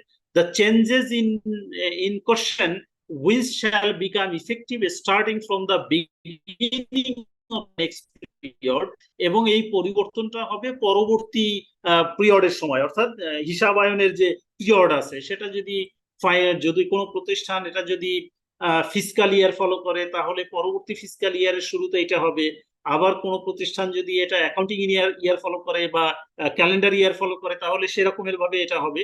Should be incorporated in the condition of the accounts with due reference to the procedure followed for their adoption. যে উপযুক্ত পরিবর্তন এবং তার হিসাবে এবং এই যে পরিবর্তনের যে বিষয়টা এইটা আসলে শর্তাবলীতে অন্তর্ভুক্ত করাটা জরুরি, যে অ্যাকাউন্ট ওপেনিং ফর্ম বা অন্যান্য যে বিষয়গুলো সেখানে এটা শর্তযুক্ত থাকাটা উচিত। It is permissible to stipulate, এটা বৈধ টু স্টিপুলেট শর্তযুক্ত করা, বিধিবদ্ধ করা the authoritative status of the documents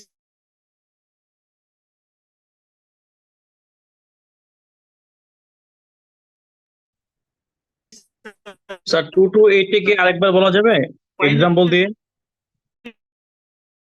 statement of the institute to be wrong by the account holder, যে একটু কথা কেটে গেছে, জি বলেন, এখন আবার বলেন।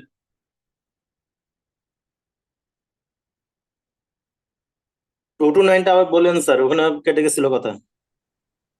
আচ্ছা, এটা বৈধ, মাঝে মধ্যেই কেটে যাচ্ছে, শুনতে পাচ্ছি। এইটা যদি একটু এক্সাম্পল দিতেন। না, এক্সাম্পল দিব। অ্যাকচুয়ালি কি মাঝে মাঝেই কেটে গেছে না এই মাত্র কেটে গেল? 229 কেটে গেছিল না, মাঝে মধ্যে কেটে যায়। 228 এর স্যার একটা এক্সাম্পল দেন। আচ্ছা, এইটার এক্সাম্পল দিচ্ছি।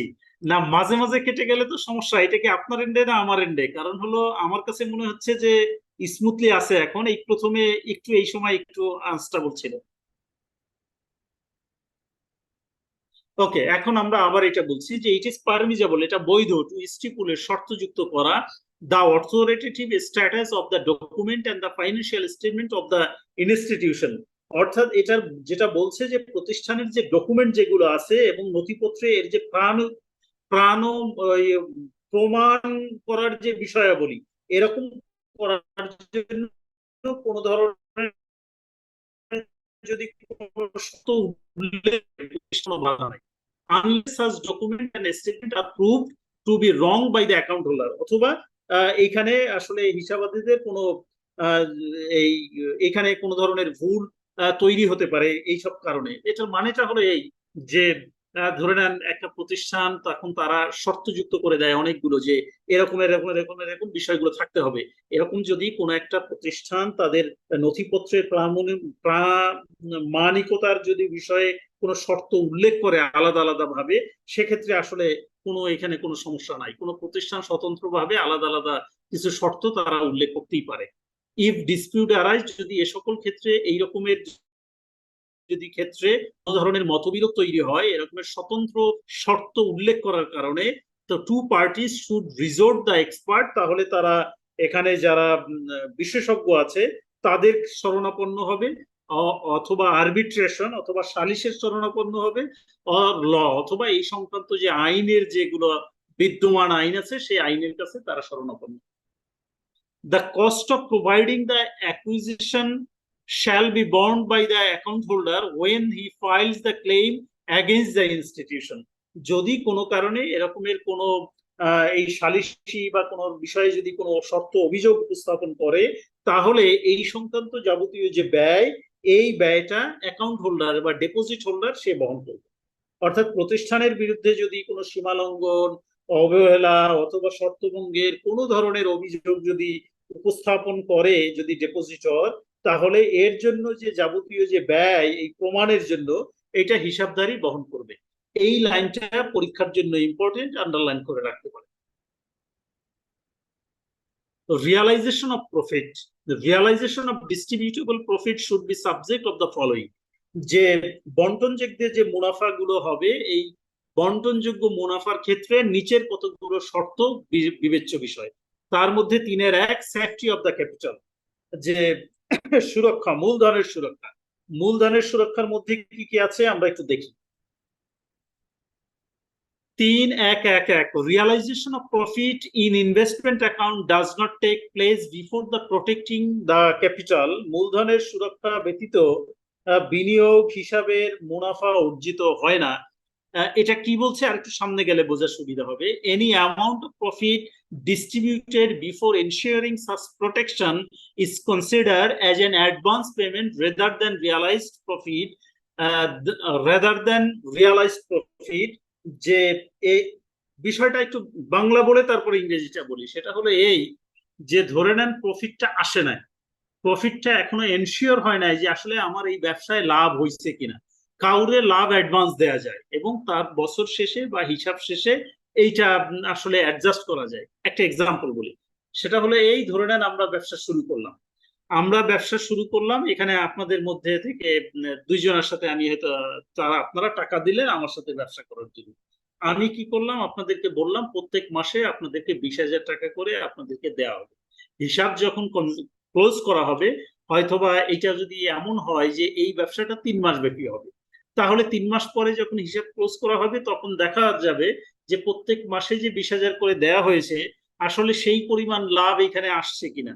যদি এসে থাকে, যদি বেশি দেওয়া হয় তাহলে আপনারা সেটা ফেরত দিবেন, আর যদি কম দেওয়া হয় তাহলে অতিরিক্ত আপনারা হিসাব ক্লোজের পরে পাবেন প্রফিটটা।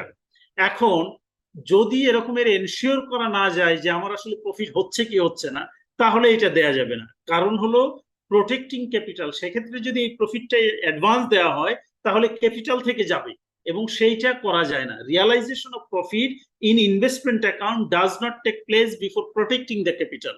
অর্থাৎ আগে মূলধনকে সংরক্ষণ করে এরপরে লাভের বিষয়টা এনশিওর করতে হবে। অর্থাৎ আমি যদি দেখি যে আমার যে মূলধন ছিল 500 কোটি টাকা, এই 500 টাকা ঠিক আছে, এখন আমার কাছে অ্যাকাউন্টে 700 টাকা আছে, সেই হিসাবে আমি আসলে 20 টাকা করে দিয়ে গেলাম। লাভ কি হবে এটা আমরা শেষে গিয়ে হিসাব করব, এরকমের অ্যাডভান্স করা যাবে। Any amount of profit distributed before ensuring such protection is considered as an advance payment rather than realized profit. The profit authorized for investment at the end of the investment period is considered as part of the capital in the next period. এবার আমরা বিনিয়োগের মেয়াদ শেষ হওয়ার পর বিনিয়োগের জন্য যে অর্পিত লভ্যাংশ, এটা পরবর্তী মেয়াদের মূলধনের অংশ হিসাবে বিবেচনা। আমরা এবার দেখলাম যে প্রফিটটা আমার যদি ক্যাপিটালটা এনশিওর করে তারপরে আমরা প্রাপ্য মুনাফা, অন্তর্বর্তীকালীন মুনাফা, এটা বন্টন করা যায়।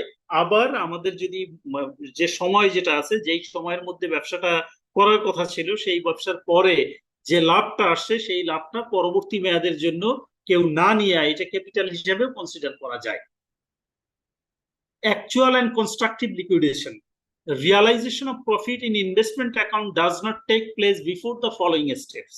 যে এই যে নিচের যে শর্তাবলী আছে, এই শর্তাবলী পরিপালন ব্যতীত আমানত হিসাবে বা এই যে মুদারাবা হিসাবে যে মুনাফা অর্জিত হবে না। কি কি শর্ত আছে নিচে সেগুলো বলছে যে লিকুইডেশন মানে হলো আমরা জানি কোনো একটা ব্যবসাকে অবসায়ন করা, এটা হলো লিকুইডেশন। লিকুইডেশন অফ মুদারাবা অ্যাসেট, মুদারাবার যে সম্পদ যেটা আছে সেটা অবসায়ন করা, which can be either actual liquidation, এইটা হতে মুদারাবা পারে এই অ্যাসেট অবসায়ন। কি হতে পারে মুদারাবা অ্যাসেট? যে মুদারাবা অ্যাসেটটা বলতে কি কি বোঝাচ্ছে স্যার? মুদারাবা অ্যাসেট বলতে ব্যবসা শুরু করছি, ধরে নেন আপনাদের কাছ থেকে টাকা নিলাম, নিয়ে আমি একটা ব্যবসা শুরু করছি, এখানে টেবিল কিনলাম, চেয়ার কিনলাম, এসি কিনলাম, এরকম কিছু অ্যাসেট, ক্যাশ যেটা এইটাও অ্যাসেট, এই সব মিলিয়েই তো মুদারাবা অ্যাসেট। ইনভেস্টমেন্ট অ্যাকাউন্ট বলতেও কি আসলে হচ্ছে যে আপনার মুদারাবা প্রোডাক্ট কি বোঝাচ্ছে? হ্যাঁ হ্যাঁ, ইনভেস্টমেন্ট অ্যাকাউন্ট মানে তো ইনভেস্টমেন্ট অ্যাকাউন্ট হলো আপনারা এই যে আজকে 44 জন পার্টিসিপেন্ট আছেন, প্রত্যেকে আপনারা আমার কাছে টাকা দিলেন 2000 টাকা করে, এখন এই প্রত্যেকের অ্যাকাউন্টটা হলো ইনভেস্টমেন্ট অ্যাকাউন্ট মানে 2000। এখন এই 2000 টাকা টোটাল জমা হওয়ার পরে এখন আমি এটা দিয়ে ব্যবসা শুরু করলাম, ব্যবসা করার পরে একটা পর্যায়ে গিয়ে এটা লিকুইডেশন হবে। লিকুইডেশন কি রকমের হতে পারে? হতে পারে যে টাইম পিরিয়ডের জন্য ব্যবসাটা করার জন্য বলা হয়েছিল সেই সময়টা শেষ, এখন একটা ব্যবসা ক্লোজ করা হবে। ব্যবসা ক্লোজ করতে হলে তাহলে তার মধ্যে এখানে চেয়ার টেবিল এসি অফিস কোনো এরকম যদি কোনো অ্যাসেট ট্যাসেট কোনো জমি যদি কেনা হয়ে থাকে, কোনো যদি মেশিনারিজ কেনা হয়ে থাকে, সেই বিষয়গুলো এখন এখানে অবসায়ন করতে হলে সেটা তো আসলে তরলীকরণ করতে হবে, সেটা বিক্রি করতে হবে, অথবা যা কিছু একটা করতে হবে সেটা। এইগুলো হলো লিকুইড মুদারাবার অ্যাসেট।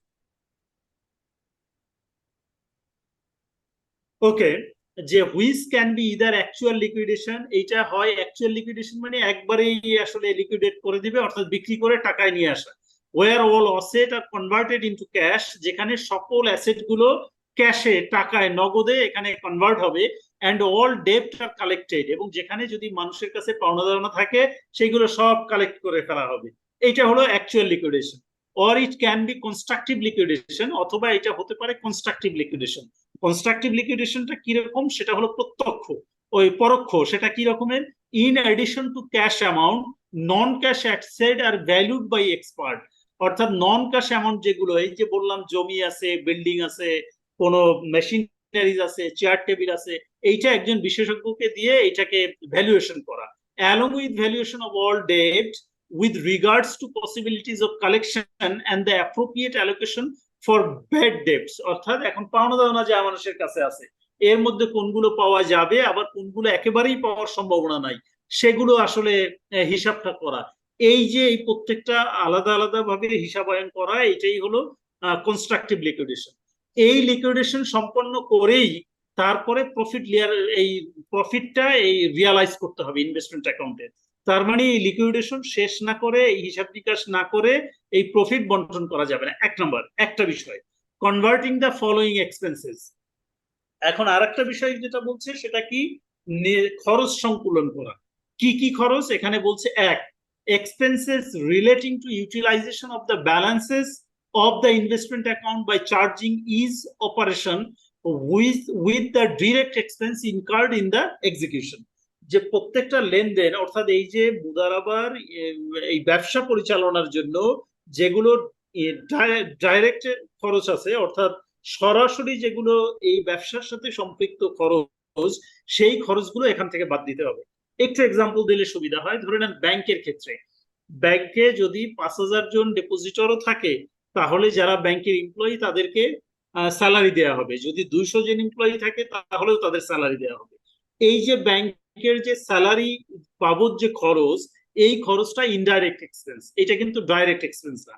তাহলে এই ডাইরেক্ট এক্সপেন্স হিসেবে এমপ্লয়ীদের স্যালারি, এইটা যে প্রফিট যেটা আসবে সেখান থেকে স্যালারি বাবদ যে খরচ, এটা ডিডাক্ট করা যাবে না। যে খরচ ডিডাক্ট করতে হবে সরাসরি যেগুলো খরচ হয়েছে। কি রকম সরাসরি খরচ হয়েছে? ধরে নেন ডিপোজিটরদের টাকা দিয়ে সুকুক কেনা হয়েছে বাংলাদেশ ব্যাংকে 4000 কোটি টাকা। এখন সুকুকের প্রফিট যখন দিল তখন এই প্রফিটের মধ্যে থেকে তারা এক্সাইজ ডিউটি কেটে রাখছে, তারা এখানে সোর্স ট্যাক্স কেটে রাখছে, এরকম যে বিষয়গুলো, এখন এই বিষয়গুলো বাদ দিয়ে তারপরে প্রফিটটা ডিস্ট্রিবিউট করবে। এখন সরাসরি এক্সপেন্স, অথবা যদি এরকমের হয় এই সুকুক ইস্যু করতে গিয়ে কোনো এখানে লিগাল এক্সপেন্স তৈরি হয়েছে, কি রকমের? এইখানে একজনকে আরবিট্রেটর নিয়োগ দেওয়া হয়েছে, তার মান্থলি স্যালারি ছিল 1 লাখ টাকা, এখন 6 মাস ব্যাপী এটা ছিল, তাহলে এই 6 লাখ টাকাও এখানে বাদ যাবে। অর্থাৎ এই এই ব্যবসার ক্ষেত্রে, মুদারাবা ব্যবসার ক্ষেত্রে সরাসরি যে খরচগুলো ইনভলভ ছিল সেই খরচগুলো বাদ দিয়ে দেওয়া যাবে। 2 number, the share of the balance of the investment account from shared expense in excluding expense relating to the institution own activities. এইটা হলো বিনিয়োগের এই যে যৌথ যদি কোনো খরচ থাকে সেই যৌথ খরচের মধ্য থেকে প্রতিষ্ঠানের যে খরচ যেগুলো আছে সেইগুলো, এটার একটু ব্যাখ্যাটা নিচে আছে। Investment account should also not be charge with the expenses to the task which have to be performed by মুদারিব। মুদারিব যে সকল কাজ করতে সে যা করার জন্য, আমি যে এক্সাম্পলটা দিলাম যে তার স্যালারি অ্যাকাউন্ট, একটা ব্রাঞ্চ ওপেন করার জন্য তার একটা ব্রাঞ্চের ভাড়া, এইগুলো আসলে মুদারিবের দায়িত্ব, এইগুলো ইনভেস্টমেন্ট অ্যাকাউন্ট থেকে এইটা চার্জ করা যাবে না। such expenses include the expenses of the investment department and the bodies which endorse their decision, as well as the expenses of the follow-up and the accounting department. এবং এখানে বলছে যে এই হিসাবের মধ্যে কোন কোন হিসাব, এর মধ্যে রয়েছে বিনিয়োগ বিভাগের খরচ। বিনিয়োগ বিভাগের খরচ বলতে হলো ইনভেস্টমেন্ট ডিপার্টমেন্ট, যারা এই ধরে নেন ট্রেজারি ম্যানেজমেন্টে যারা কাজ করে তাদের খরচ, এইটার হিসাব নিকাশ যারা করে ফলো আপ রাখার জন্য অ্যাকাউন্টিং ডিপার্টমেন্টের যারা আছে, এইটা মনিটরিং যারা করে তাদের, এরকমের যে খরচগুলো আছে। It is also permissible to specify a ceiling for the expenses above which all the expenses are to be borne by the মুদারিব। এবং এখানে যেটা করা যেতে পারে, এই অতিরিক্ত একটা সিলিং নির্ধারণ করে দেয়া যেতে পারে যে হিসাব নিকাশ করার জন্য একজন মানুষের আসলে এরকমের স্যালারি, অথবা মনিটরিং এর জন্য এরকমের টাকা খরচ হতে পারে, অথবা এটার জন্য এরকমের ট্রান্সপোর্টের জন্য একদম সরাসরি এই এক্সপেন্স হতে পারে। এটার জন্য একটা সিলিং নির্ধারণ করেও দেয়া যায় যে 5 লাখ টাকা পর্যন্ত এই খরচটা মুদারিব নির্ধারণ করে দিবে। আর এর অতিরিক্ত যদি খরচ হয় তাহলে সাহেব আল মাল নির্ধারণ করে দিবে, আর যদি এর অতিরিক্ত কোনো খরচ হয় তাহলে সেইটা মুদারিব বহন করবে। Deduction of the allocation and reserve relating to the investment, আমি একদম শুরুতে আপনাদেরকে বলেছিলাম যে ডেপোজিটরদের মধ্য থেকে আসলে কিছু ডিডাকশন রাখতে হয় যেরকমের প্রফিট থেকে। সেটা কোন কি একটা আছে পিআর, প্রফিট ইকুয়ালাইজেশন রিজার্ভ, আর একটা আছে আইআরআর, ইনভেস্টমেন্ট রিস্ক রিজার্ভ, আর একটা আছে অফসেটিং রিজার্ভ। এরকমের যদি কোনো রিজার্ভ বা অ্যালোকেশন যদি ডিডাক্ট করতে হয় তাহলে এই যে প্রফিট যেটা আসবে, প্রফিট ডিস্ট্রিবিউট করার আগে এইটাকে আলাদা করতে হবে। Deduction of the allocation and reserve relating to the investment আলাদা করা যাবে, এই কর্তন করা যাবে।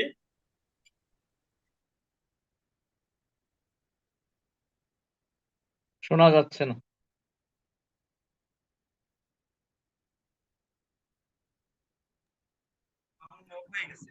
ওকে, আমি একটু করেছিলাম, এক মেহমান আসছে তার সাথে একটু হাই হ্যালো বলার জন্য, সরি।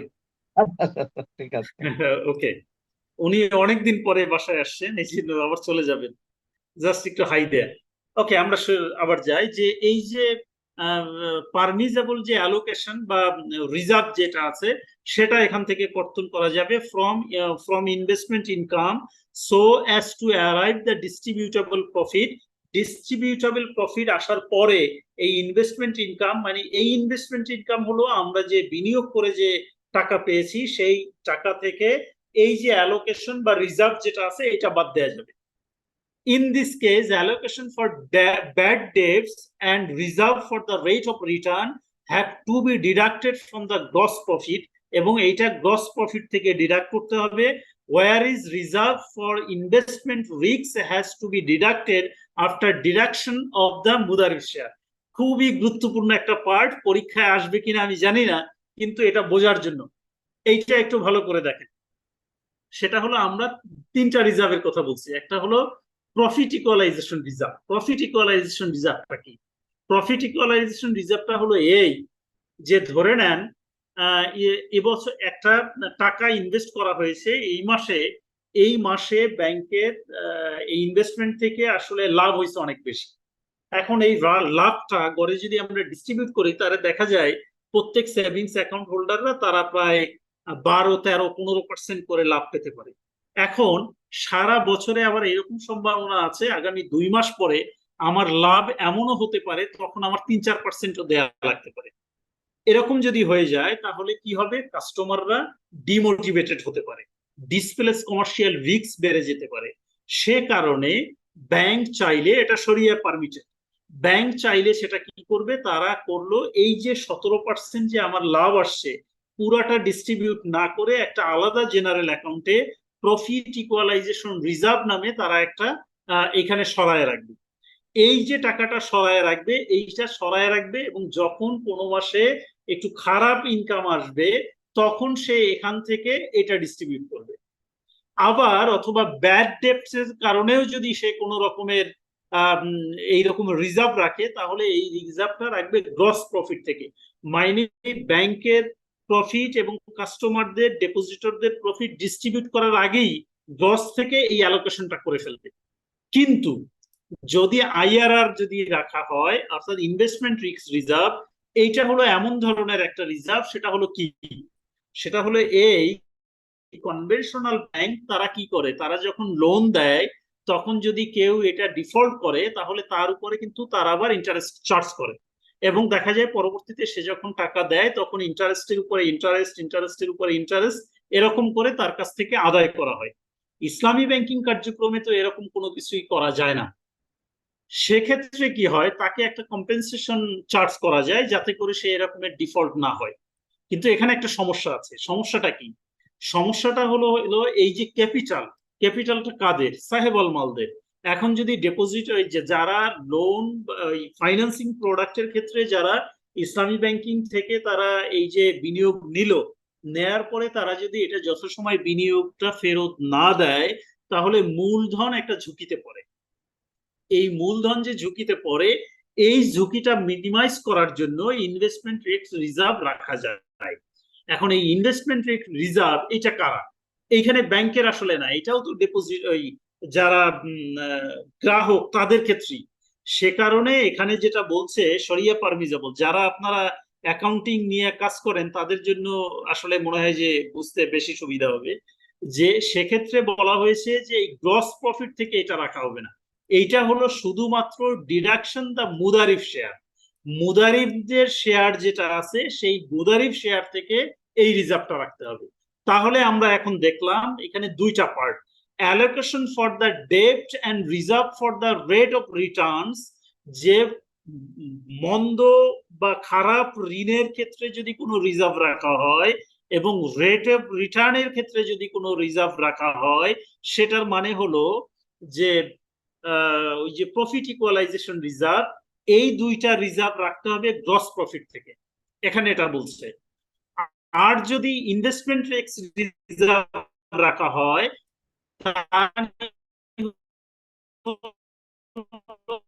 যে কোনো যদি গ্রাহক খারাপ যদি ধরনের ডিডাকশন রাখা হয় তাহলে এটা রাখতে হবে মুদারিফ শেয়ার থেকে। এই মানেটা হলো, একটা হলো ধরে নেন কথা বলি, আপনারা হলমার্কের কাহিনী তো সবাই জানেন, যে হলমার্কের জন্য আমাদেরকে যে প্রভিশন রাখা হয়েছে রিজার্ভেশন কিন্তু ব্যাংকের যে পোর্শন থেকে ইনকাম থেকে রাখতে হবে, অর্থাৎ ব্যাংকের যে পার্ট আছে সেখান থেকে রাখতে হবে। এখানে বিষয়টা তাই বলছে যে ইনভেস্টমেন্ট যদি কোনো ডিডাক্ট করা হয় রিজার্ভ, সেটা রাখতে হবে কার থেকে? মুদারিফ শেয়ার থেকে, মানে ব্যাংকের পোর্শন থেকে। এইটা গ্রস থেকে রাখা যাবে না। ডিপোজিটরদের যারা আমানতকারী যারা আছে তাদের অংশ থেকে এটা রাখা যাবে না। ব্যাংকের যে পোর্শন আছে সেই পোর্শন থেকে ইনভেস্টমেন্ট রিস্ক এর পারপাসে যদি কোনো ডিডাকশন করা হয় তাহলে সেটা তাদেরকে করতে হবে। আর একটু এবার আমি একদম বাংলাদেশের প্রেক্ষাপটে এক্সাম্পল দিয়ে এটা শেষ করি। সেটা হলো আমরা যে ব্যাংকের যে লোনের জন্য লোন অ্যান্ড অ্যাডভান্স এইটা ব্যবহার করছি আমি বাংলাদেশের প্রেক্ষাপটে, কারণ বাংলাদেশের বাংলাদেশ ব্যাংকের রেগুলেশন অনুযায়ী ব্যাংকগুলো দুই ধরনের অ্যাকাউন্ট মেনটেন করে, একটা হলো ডিপোজিট অ্যাকাউন্ট আর একটা লোন অ্যান্ড অ্যাডভান্স। তো ডিপোজিট অ্যাকাউন্ট আমরা মুদারাবা প্রিন্সিপালি ইসলামী ব্যাংকগুলো নেয়, আর লোন অ্যান্ড অ্যাডভান্সের ক্ষেত্রে ইসলামী ব্যাংকগুলো তারা বিভিন্ন পারপাসে মুদারাবা, মুরাবাহা, মুয়াজ্জাল, বাইয়ে সালাম, ইস্তিসনা, এসপিএসএম, ইজারা এরকমের তারা এই ফাইন্যান্সিং অ্যাকাউন্ট গুলো হয়। বাংলাদেশ ব্যাংকের নিয়ম অনুযায়ী সকল ফাইন্যান্সিং হিসাবের বিপরীতে একটা রাখতে হয়, রিজার্ভ রাখতে হয়, provision। প্রভিশন রাখতে হয়, এক্স্যাক্ট প্রভিশন রাখতে হয়। যদি এটা রেগুলার নিয়মিত হয় তাহলে 1% 2% এরকম নির্ধারণ করা আছে। এই প্রভিশন যেগুলো রাখা হয় এই প্রভিশন গুলো কিন্তু সব মুদারিবের শেয়ার থেকে রাখতে হবে। ওকে, আলোচনা এটা আর দীর্ঘায়িত না করলাম। 3-2। এই জাহিদ ভাই, এইটা যেহেতু একটু ইম্পর্টেন্ট, এটা একটু মানে আমি আমার আন্ডারস্ট্যান্ডিংসটা একটু শেয়ার করি আপনার সাথে, দেখেন তো জি, আমি বলেন। ভুল বুঝতেছি কিনা। ধরেন আপনি সোনালী ব্যাংকের কথা বলছেন, সোনালী ব্যাংক দিয়েই যদি আমরা বুঝি, জেনারেল প্রভিশনস সেটা তো যাচ্ছে গ্রস থেকে, বাট আমি যখন আমার প্রফিট যখন বের হয়ে গেল, অর্থাৎ ডিপোজিটারের পোর্শনটা যখন আমার চলে গেল, এরপরে আমার ব্যাংকের যেই প্রফিট, সেইখান থেকে ভবিষ্যতের আমি আশঙ্কা করতেছি যে আমার কিছু কিছু ক্লায়েন্ট খারাপ হয়ে যাবে, সেজন্য এবছর আমার প্রফিট থেকে আমি একটা অ্যালোকেশন রাখতেছি। সেইটার কথাই তো লাস্ট লাইনটাতে বলছে, হোয়ার এক্স্যাক্টলি, রিজার্ভ, এক্স্যাক্টলি। তাই না? জি, আচ্ছা ঠিক আছে। হ্যাঁ ঠিক আছে, তাহলে আমার আমার বোঝা ঠিক আছে। ওকে, থ্যাংক ইউ। জি, সামনে যাই। কিন্তু আমার তো ভয় লাগছে যে 10টা 21 বাজে, এখনো মাত্র 3-এ আছি, কি শেষ করতে পারবো কিনা আমি। এই আচ্ছা, তাই। জাহিদ এটা উল্টা হলো কিনা একটু দেখো তো। এখানে বলছে কিন্তু where is reserve for investment risk has to be deducted after deduction of the মুদারিব শেয়ার। এটা মনে হয় মুদারিব থেকে রাখবে না, ইনভেস্টর থেকে রাখবে। মুদারিবের শেয়ারটা দেওয়ার পরে যেটা থাকবে ইনভেস্টরদের কাছ থেকে এই জিনিসটা রাখবে। ইনভেস্টমেন্টের রিস্কটা মনে হয় মানে শেয়ার হোল্ডার মুদারিব থেকে রাখবেন, ব্যাংক থেকে রাখবেন। একটু দেখো এই জায়গাটা আমার না মনে না হয়। না না না, আমার মনে হয় এটা না, না আন্ডারস্ট্যান্ডিংসটা না না, হলো আমি এরকম, আমি ভুল করছি। ডিপোজিটরদেরকে যখন প্রফিট ফরিদ আহমেদ ফকির ভাই, আর স্যার যেটা বলছে এটাই আমি ভুল করছি, সরি। এটা হলো স্যার যেটা বলছেন এটাই, যে এই মুদারিবের শেয়ার বাদ দেওয়ার পরে যেটা থাকবে সেখান থেকেই আসলে এটা রাখতে হবে। জি, exactly sir, thank you sir. Thank you. জি, আমি ভুল করছি।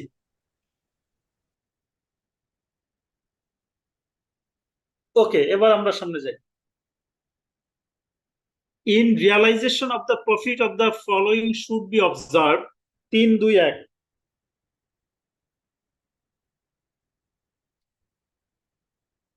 যে when loss is incurred in the one mudaraba operation, it can be covered from the profit of other operation, and if it exceeds the profit, it should be covered from the capital। মানে হলো আমার যদি subsequent পিরিয়ডের জন্য ব্যবসা চলমান থাকে তাহলে এক সময়ের যে লাভ আসছে সেটা পরের বছরের যদি লস হয় তাহলে এই প্রথম বছরের লস দিয়ে বা লাভ দিয়ে পরের লসটাকে কভার করা যাবে, এবং সেটা যদি বেশি হয়ে যায় লসটা তাহলে সেটা প্রফিট থেকে ওই ক্যাপিটাল থেকে এটা অ্যাডজাস্ট করতে হবে। যে লোকসান যদি মুনাফার চেয়ে বেশি হয় তাহলে তা মূলধন থেকে পূরণ করতে হবে।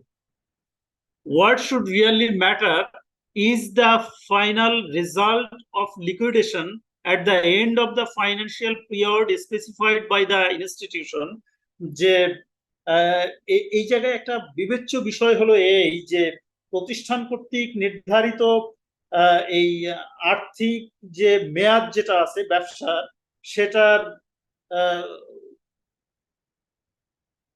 the word, okay, আবার আমরা যাই। What should really matter is the final result of liquidation at the end of the financial period specified by the institution। লিকুইডেশনের ফাইনাল লিকুইডেশনের পর নির্ধারিত সময়টা নির্ধারণ হওয়ার পরে এরপরে এই যে এই কভার করার এই বিষয়টা নির্ধারিত হবে। পরের লাইনটা পড়লে আমার এটা আবার একটু বুঝতে সুবিধা হবে, যেটা আন্ডারলাইন করা ওই মার্ক করা আছে।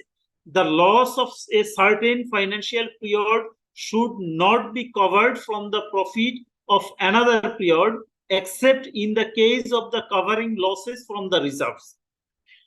এখানে প্রথমে যেটা বললো when, এবার আমরা শুরু থেকে আবার আসি। When loss is incurred is in one mudaraba operation, it can be covered from the profit of other operation। এইটা কিন্তু পিরিয়ডকে আলাদা বলে নাই, অপারেশন মুদারাবার অপারেশনের কথা বলছে। মানে মুদারাবা কারবারের ক্ষেত্রে বলছে and if it exceeds the profit it should be covered from the capital, যদি এই লসটা বেশি হয়ে যায় তাহলে ক্যাপিটাল থেকে হবে।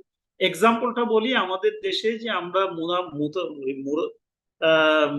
এই মুনাফা যে ডিস্ট্রিবিউট করি আসলে এই প্রিন্সিপালেই করি। বিষয়টা কি? বিষয়টা হলো এই যে ধরে নেন ব্যাংকগুলো 100 জনকে তারা বিনিয়োগ দিয়েছে, বিনিয়োগ দেওয়ার পরে 6 জন আসলে লস করছে, এর মধ্যে 94 জন লাভ করছে। তাহলে এই যে পুলে, অর্থাৎ এই ইনকামটা আসলে আমরা পুলে নিয়ে আসি, পুলে নিয়ে আসার পরে ডিস্ট্রিবিউট করি। অনেক সময় অনেকে বলে যে ব্যাংকগুলোতে লস বিয়ার করার কথা বলে, বাংলাদেশ প্রতিষ্ঠার পর থেকে তো কখনোই শুনি নাই যে ব্যাংক লস করছে। আসলে লসটা কখনোই কোনো ডিপোজিটরকে বিয়ার করতে হয় না। কেন করতে হয় না? এটার কারণেই করতে হয় না। এটার কারণটা হলো এই যে 100টা যদি পারপাসে যদি অপারেশনে যদি কার্যক্রমটা পরিচালিত হয়, এর মধ্যে দেখা গেল 20টা খারাপ করলেও 80টা ভালো করে, এবং তাদের ওইখানের যে লাভ হয় এটা গ্রসলি এটা আসলে লাভই হয়, এবং সেটা তখন ডিস্ট্রিবিউট করা হয়। এখন যদি এই লসটা অনেক বেশি হয়ে যায়, যেটা এই 80 যে জনের বা 80% যে 80টা যে অ্যাকাউন্ট হোল্ডার আছে তাদের লাভের থেকেও ওই 20-এর লসটা যদি বেশি হয়ে যায়, তাহলে এটা ক্যাপিটাল থেকে এটা অ্যাডজাস্ট করতে হবে। প্রথমে এই কথাটা বললো। এরপরে যেটা বলছে যে প্রতিষ্ঠান কর্তৃক নির্ধারিত, এবং এইটার জন্য বিষয়টা হলো প্রতিষ্ঠান কর্তৃক একটা নির্ধারিত সময় এখানে নির্ধারণ করা থাকবে যে এই লাভটা এইটাকে কখন ক্যালকুলেট, চূড়ান্ত হিসাব ফলাফলের জন্য। এবং এই হিসাবটা কিরকমের, আমরা ব্যাংকের দৃষ্টি থেকে যে প্রথম 1 জানুয়ারি থেকে 31 ডিসেম্বর পর্যন্ত আমরা এটাকে বিবেচনা করে থাকি। এখন এর পরে গিয়ে এটা হবে, পরের লাইনটা important, the loss of a certain financial period should not be covered from the profit of another period, যে এবছরের যে লাভ লসটা যেটা হবে এটা পরের বছরের লাভ লস দিয়ে অ্যাডজাস্ট করা যাবে। বলছে except in case of covering losses from the reserve, যদি না এটা ওই রিজার্ভ যে আমরা রেখে আসলাম লসের রিজার্ভ, সেখান থেকে এটা করা যাবে, কিন্তু কোনোভাবে এই প্রফিট একটা ফাইন্যান্সিয়াল ইয়ার থেকে আর একটা ফাইন্যান্সিয়াল ইয়ারে এই প্রফিট থেকে এটাকে লসটা কভার করা যাবে না। আমি বুঝাতে পারছি কিনা আমি জানি না, যদি কারো কনফিউশন থাকে বলতে পারেন বা আরেকজন শেয়ার করতে পারেন।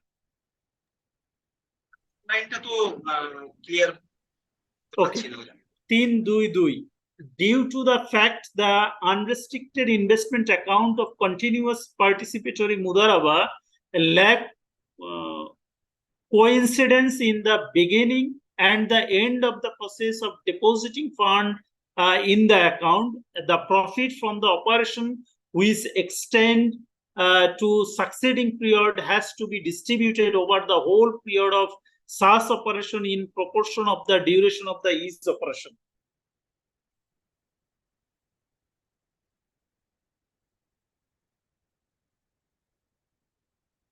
এখানে যেটা হলো যে আনরেস্ট্রিক্টেড ইনভেস্টমেন্ট অ্যাকাউন্টের ক্ষেত্রে আসলে এইটা তো চলমান একটা প্রক্রিয়া, এটা একটু আমরা যদি বলে নেই তাহলে বুঝতে সুবিধা হবে। ধরে নেন আনরেস্ট্রিক্টেড একজন মুদারাবা টার্ম ডিপোজিটর 20 লাখ টাকা উনি রাখলেন, 20 লাখ টাকা রাখা হলো নভেম্বরে উনি রাখলেন, 1 বছর মেয়াদ। তাহলে এখন এই ফাইন্যান্সিয়াল ইয়ারে তার যে এই আলাদাভাবে এই তার ওই 20 লাখের যে মুনাফা, এটা তো ডিফাইন করা আসলে কঠিন। এই যে due to the fact of unrestricted investment account of continuous participatory মুদারাবা, কন্টিনিউ এটা আসলে একটা চলমান অংশগ্রহণমূলক একটা মুদারাবা fund, lack coincidence in the beginning and the end of the process of deposit fund in the account, এবং এইখানে এই ফান্ডের যে টাকা জমা হওয়া এবং উত্তোলন করা এটার জন্য আসলে ফাইন্যান্সিয়াল পিরিয়ডের সাথে এইটা নির্ধারিত না, এইটা আসলে একটা চলমান প্রক্রিয়া। এ কারণে the profit from the operation which is extended, এই সময়ের প্রফিট পরবর্তী সময়ে আসলে এক্সটেন্ড হয় সাকসিডিং পিরিয়ডের জন্য, পরবর্তী সময়ে has to be distributed over the whole period of such operation, এ সকল ক্ষেত্রে এই যে প্রফিটটা এটা ডিস্ট্রিবিউট করা হয় such operation in proportion of the duration of the each operation, এবং সেক্ষেত্রে সময়ের সাথে বিবেচনা করে আনুপাতিক হারে তার মুনাফাটা ডিস্ট্রিবিউট করা হয়। এখানে আপনারা যারা সরাসরি অ্যাকাউন্টিং কাজের সাথে তারা জানেন যে ধরে নেন আমি একটা টাকা 1000 কোটি টাকা আমি এক্সিম ব্যাংকে রাখলাম। কোন বেসিসে রাখলাম? সেটা হলো এই 6 মাস মেয়াদি এমটিডিআর হিসাবে, ফান্ড প্লেসমেন্ট হিসাবে এটা রাখলাম নভেম্বর মাসে। নভেম্বর মাসে যদি আমি টাকাটা রাখি, এক্সিম ব্যাংক 6 মাস পূর্ণ হওয়ার পরেই এমটিডিআর এর আমার যে মুনাফা সেই মুনাফাটা আমাকে দিবে। এখন সোনালী ব্যাংকের ইসলামী ব্যাংকিং উইন্ডো তারা 1000 কোটি টাকা এক্সিম ব্যাংকে রাখলো, নভেম্বর মাসে রাখলো। তাহলে নভেম্বর মাসের 1 তারিখে রাখলো, 1 নভেম্বর। তাহলে নভেম্বর ডিসেম্বর এই 2 মাসের জন্য একটা প্রফিট ওখানে ইনকার্ড হয়, বাট এইটা কিন্তু পাবে না সোনালী ব্যাংক। এটা পাবে কবে? এই প্রফিটটা পাবে 6 মাস হয়ে যাওয়ার পরে। তার মানে হলো জানুয়ারি, ফেব্রুয়ারি, মার্চ, এপ্রিল শেষ হওয়ার পরে 1000 কোটি টাকার মুনাফাটা এই সোনালী ব্যাংকের ইসলামী ব্যাংকিং উইন্ডো সে রিসিভ করবে। অথচ এই যে 2 মাস নভেম্বর আর ডিসেম্বর, এই 2 মাসেও কিন্তু তার আসলে একটা পাওনা হয়ে গেছে যে সে একটা মুনাফা পাবে। এখন এই 2 মাসের পাওনাটা কি হয়? ব্যাংক যখন অ্যানুয়াল ক্লোজিং করে তখন এই পাওনা যেটা সে এখনো পায় না এইটাকে ধরে নিয়ে তারপরে কিন্তু হিসাব নিকাশ করে এবং প্রফিটটা ডিস্ট্রিবিউট করে। এখানে তাই বলছে যে আনুপাতিক হারে প্রতিটি মেয়াদের আনুপাতিক হারে এটা বিতরণ করা হয়। 4, এন্টাইটেলমেন্ট অফ প্রফিট। এই মুনাফার অধিকার কার কার মধ্যে হবে? The method of profit distribution should be well known so that no room is left for uncertainty and dispute. অর্থাৎ এই মুনাফা বন্টনের এই বিষয়টা সুস্পষ্ট থাকবে যাতে করে কোনো ধরনের বিবাদের সুযোগ বা সৃষ্টি না হয়। Distribution of profit should also be in term of ratio. এই প্রফিটটা বন্টন হবে অনুপাত অনুসারে, not at all by specifying a lump sum amount। কোন ধরনের একটা লামসাম অ্যামাউন্ট হিসাবে এটা ডিস্ট্রিবিউট হবে না। Or a percentage of the capital for any party, কোন পার্টির মূলধনের শতাংশ অনুসারে এইটা আনুপাতিক হারে, অর্থাৎ যে তার ক্যাপিটালের এত অংশ এইটা অনুযায়ী এটা হবে না, এটা ডিস্ট্রিবিউট করা যাবে না। or any other method that could lead to avoidance of sharing of the profit between the two parties, অথবা এমন কোন পদ্ধতি অবলম্বন করা যাবে না যেটার মাধ্যমে আসলে আনুপাতিক হারকে অ্যাভয়েড করা যায়, সেরকম কোন পদ্ধতিতেও এই প্রফিটটা ডিস্ট্রিবিউট করা যাবে না। তার মানে হলো প্রফিটটা ডিস্ট্রিবিউট করতে হবে আনুপাতিক হারে, অর্থাৎ রেশিও অনুযায়ী। A specification of profit ratio for the two parties should not be postponed beyond the time of signing the contract। যে মুনাফা বন্টনের হার যে নির্ধারণ মুদারাবা চুক্তি সম্পাদনের সময় থেকে এটা বিলম্ব করা আসলে বৈধ নয়, যে এটা চুক্তি সময় এটা হওয়া উচিত। When the two parties do not specify such ratio at the time of signing the contract, যদি তারা চুক্তি স্বাক্ষরের সময় যদি এই অনুপাতটা নির্ধারণ না করে তাহলে normal practice can be solved. তাহলে এখানে যে প্রচলিত যে প্রথা হবে সেই প্রথা অনুযায়ী এটা হবে, ইফ এনি যদি থাকে। as when for instant profit is normally shared on equal basis, এবং সেক্ষেত্রে এই সমান হারে মুনাফা বন্টনের যদি এমন হয় সমান হারে মুনাফা বন্টন করা হবে। if there is no normal practice to resort to the Mudaraba contract become null and void, যদি কোনো এরকম প্রচলিত বিধান যদি কোনো না থাকে, যদি বিদ্যমান না থাকে, তাহলে এই চুক্তিটাই বাতিল এবং হবে, এই চুক্তিটা কার্যকর হবে না। The মুদারিব is entitled to wage normally paid for the similar work, এবং সেক্ষেত্রে এই মুদারিব যিনি এই ব্যবসা পরিচালনা করছেন এই সময়ের জন্য তিনি একটা প্রচলিত নিয়ম অনুযায়ী উনি একটা বেতন ভাতা প্রাপ্য হবেন, পারিশ্রমিক। and the whole profit goes to rubble মাল। সেক্ষেত্রে সকল মুনাফা যায় আসবে সব এটা যে আমার ডেপোজিটর যে আছে তার কাছে যাবে।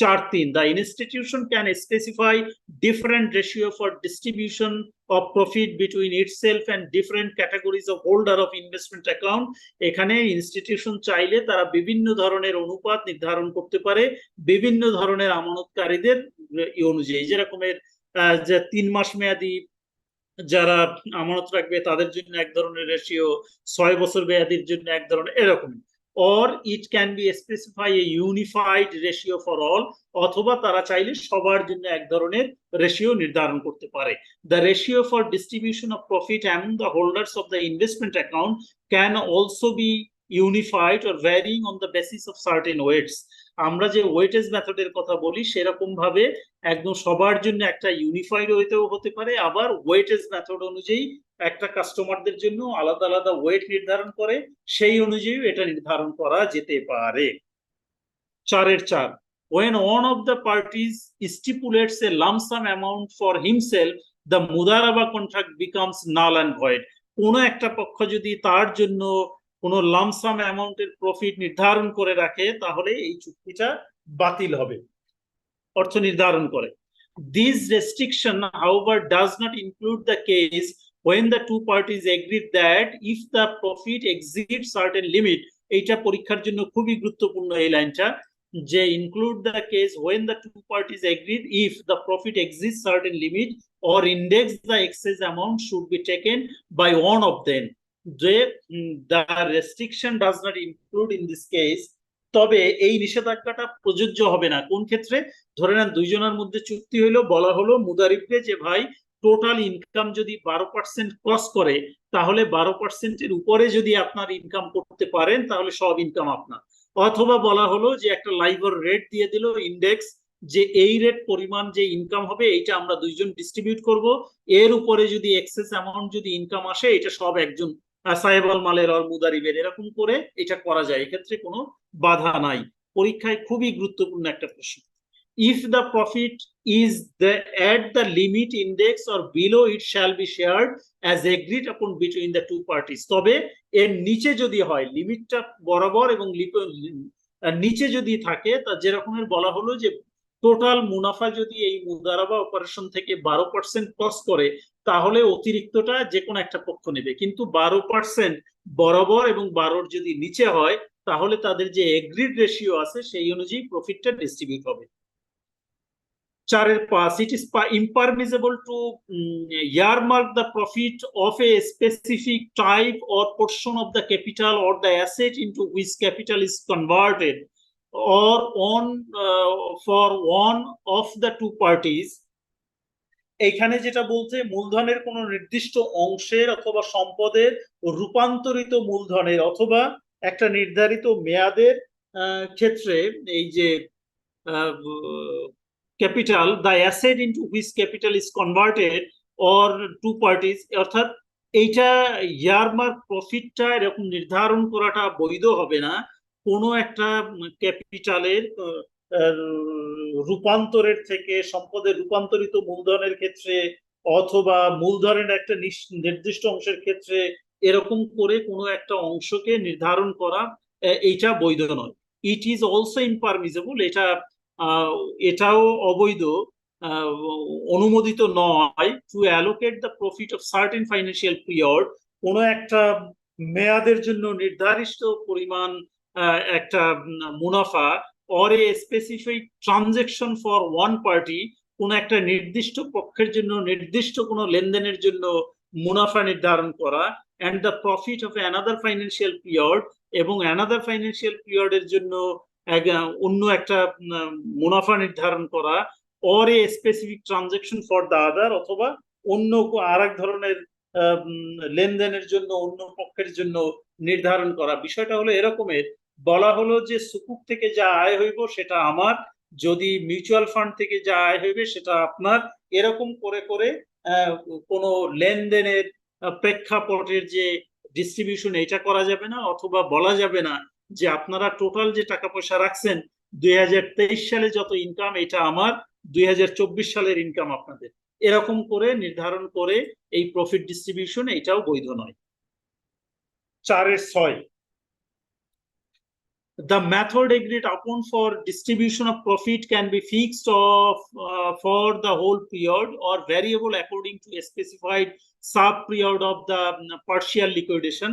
যে মুনাফা বন্টনের জন্য যে কোনো একটা পদ্ধতির বিষয়ে একমত হতে হবে, সেটা হইতে পারে পুরা সময়ের জন্য একটা স্থায়ী পদ্ধতি অথবা প্রতিটি মেয়াদের জন্য আংশিক অবসায়নের পর ভিন্ন ভিন্ন মেয়াদে এটা পরিবর্তনশীল হতে পারে।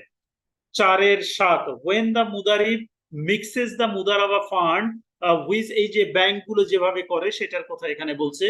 when the মুদারিব mixes the Mudaraba fund with his own fund, যখন মুদারিব বা এই যে যিনি ব্যবসা পরিচালনাকারী সে যদি তার নিজের ফান্ড যদি এখানে মুদারাবা ফান্ডের সাথে যদি মিলিত করে ফেলে, তাহলে he becomes a partner by subscribing his fund, তাহলে সে যে টাকা দিয়েছে সেই টাকা হবে, সে অংশীদার হবে।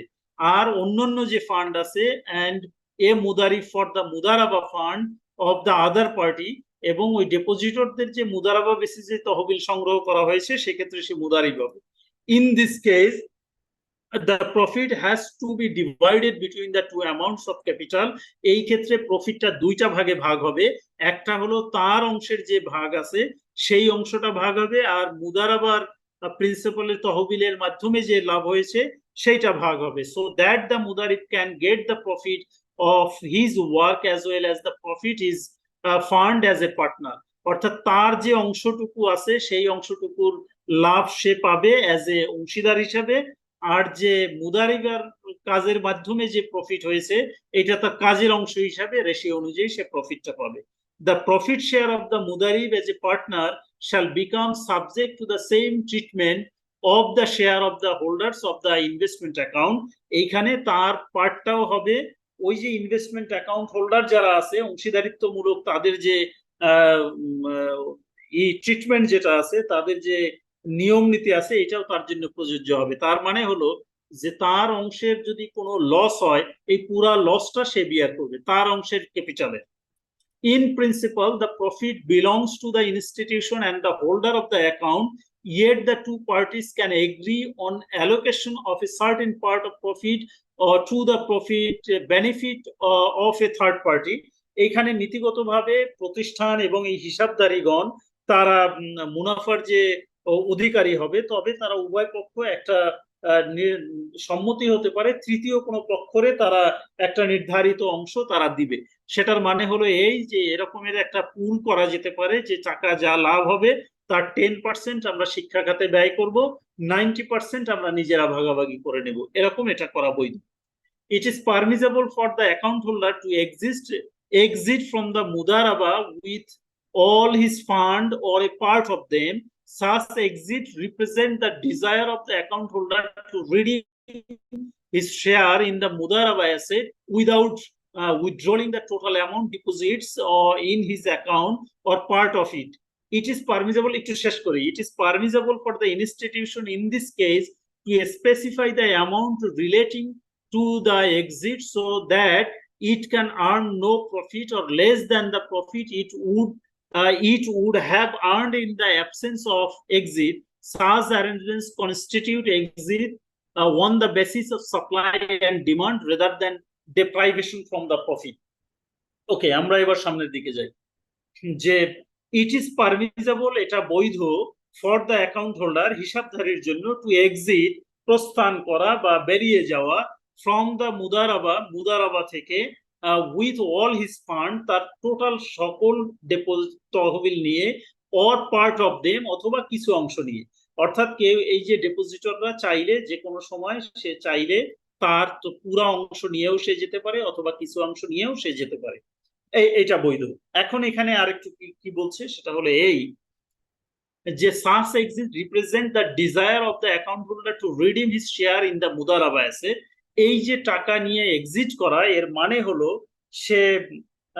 সে তার প্রতিনিধিত্ব প্রত্যাহার করে নিল এই ব্যবসা থেকে without withdrawing the total amount depositing in his account or part of it, যে পুরাটার মাধ্যমে অথবা কিছুটার মাধ্যমে।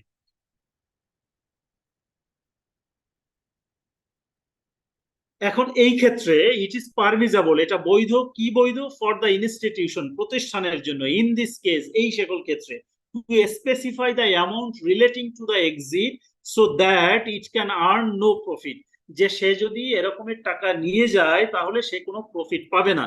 এটা কিন্তু আমাদের ব্যাংকগুলোতে আছে, আপনারা জানেন এই প্রিন্সিপালের বেসিসেই, যে কেউ যদি এরকমের সেভিংস অ্যাকাউন্ট থেকে সে যদি উইদাউট নোটিসে এরকম করে টাকা নিয়ে যায় তাহলে সে ওই মাসে কোনো প্রফিট পাবে না।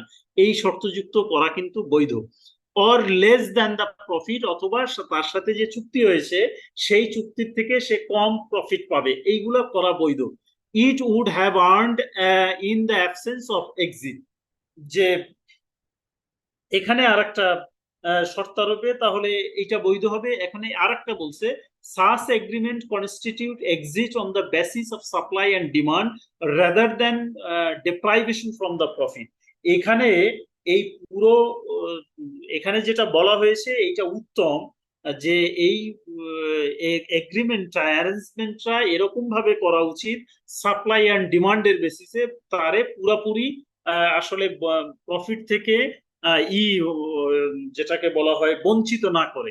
তার মানে হলো এরকমের যে সে তার টাকাটা যতদিনের জন্য রাখা হয়েছিল ততদিনের জন্য তাকে প্রফিট দেয়া, এবং এইখানে একদম পুরোপুরি তারে বঞ্চিত না করার জন্য এখানে বলা হয়েছে, এটা হওয়া উচিত।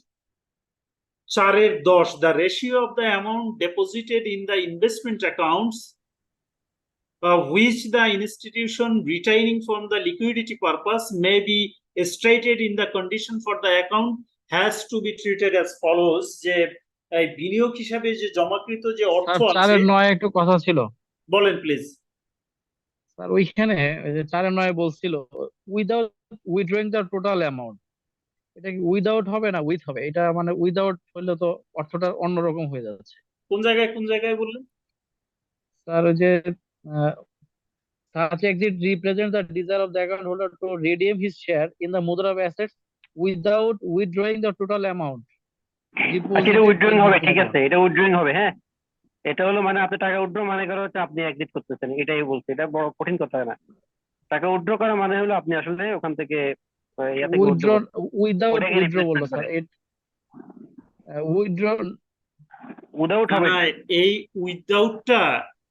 উইদাউটটা আসলে টোটাল অ্যামাউন্টও হইতে পারে অথবা একটা পার্টও হতে পারে। আচ্ছা, ঠিক আছে, thank you sir. The ratio of the amount deposited in the investment account which the institution retained from liquidity purpose may be stated in the condition of the account has to be বিনিয়োগ। এখানে যেটা বলছে নিচের condition, যে বিনিয়োগ হিসাবে জমাকৃত যে অর্থ আসে এটা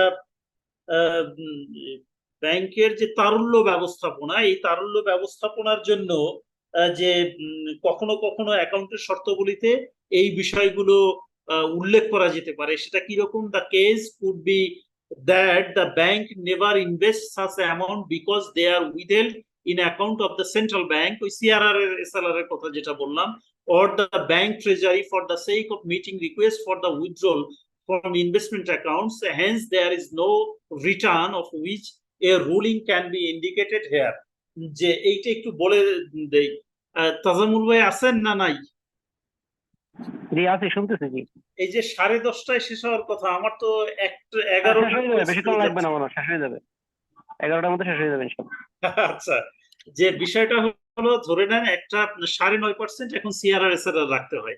ডেপোজিটররা তারা 100 টাকা ব্যাংকে রাখলো, এর মধ্যে 9.5% CRR SLR হিসাবে বাংলাদেশ ব্যাংকে রাখা হয়েছে। এখন 9.5 আমরা ধরি এটা 10 টাকা। যদি 10 টাকা রাখা হয় তাহলে ব্যাংক ইনভেস্ট করতে পারবে কত? 90 টাকা। আসলে ব্যাংক কিন্তু 90 টাকা ইনভেস্ট করতে পারে না। ব্যাংক কি করে? তার day to day transaction mitigate করার জন্য, যে কাস্টমাররা টাকা তুলে এই করবে সেই করবে এরকম, তার জন্য সে কিন্তু আবার 10% বা এটা ব্যাংক টু ব্যাংক ভ্যারি করে, 10% বা 15% সে আবার হাতে রেখে দেয় লিকুইডিটি পারপাসে, বা 5% রাখে। তাহলে তার টাকা কমে গেল কত? আরো 5 টাকা যদি 5% হয় 5 টাকা কমে গেল। তাহলে ব্যাংকের আসলে ডেপোজিটরদের টাকা ব্যাংক 85% সে হলো ইনভেস্ট করতে পারবে। এই যে 15% যে ইনভেস্ট করতে পারলো না, এখান থেকে তো সে কোনো রিটার্নও পাবে না, কেননা এই টাকাটা লিকুইডিটি পারপাসে আছে, বাংলাদেশ ব্যাংকের রেগুলেটরি কমপ্লায়েন্সের জন্য আছে। এইখানে সেই কথাটাই বলছে যে ব্যাংক ওই যে কেন্দ্রীয় ব্যাংকে নিজস্ব ট্রেজারিতে সে ধরে রাখবে উত্তোলন চাহিদা মেটানোর জন্য, এবং এর থেকে সে কোনো ধরনের মুনাফা অর্জন করবে না বা মুনাফা সে পাবে না। এইটা আসলে এই ইনভেস্টমেন্ট অ্যাকাউন্টের ক্ষেত্রে এই শর্তটা উল্লেখ করে দেয়া যেতে পারে। 4.10(2) or the case may be that the bank utilizes such fund in the short term or easy to liquidate investment so as to cater for application for withdrawal from investment account, although the bank sometimes stipulate in the condition of the account that such funds are allocated for liquidity purpose। যে আমরা যেরকমের জানি কনভেনশনালের যেরকমের আমাদের এই যে তারা একদিন 2 দিন 5 দিনের জন্য মানি মার্কেটে যে টাকা ইনভেস্ট করে, সেরকমের শর্ট টার্মের মধ্যে যদি ইসলামিকের এরকম কোনো যদি ইনস্ট্রুমেন্ট থাকে তাহলে সেখানে তারা এই টাকাটা ইনভেস্ট করতে পারবে, এবং সেক্ষেত্রে তারা শর্ত করতে পারবে যে এরকমের শর্ট টার্মের জন্য টাকাটা তারা অমুক জায়গায় ইনভেস্ট করবে। In this case it is permissible for the bank to invest such fund without obtaining the consent of the holders of the account, because the bank is authorized for any disposition that serves the interest of the two parties of the unrestricted Mudaraba account। এখন বলা হয়েছে যে তারা এই যে 5 টাকা হাতে রেখে দিল যে লিকুইডিটি পারপাসে বা 15 টাকা রেখে দিল, এখন তার কাছে একটা অপরচুনিটি আসছে যে সেখানে সে 5 দিনের জন্য 10 দিনের জন্য অথবা 2 মাসের জন্য সে এটা টাকাটা ইনভেস্ট করতে পারবে short term.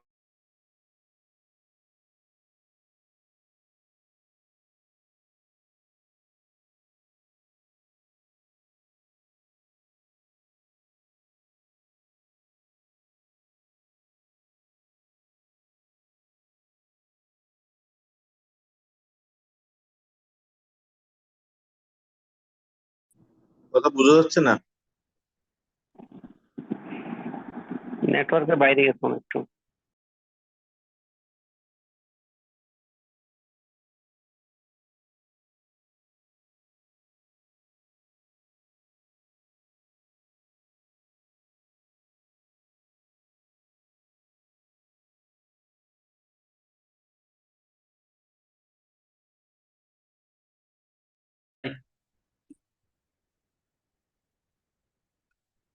Hello,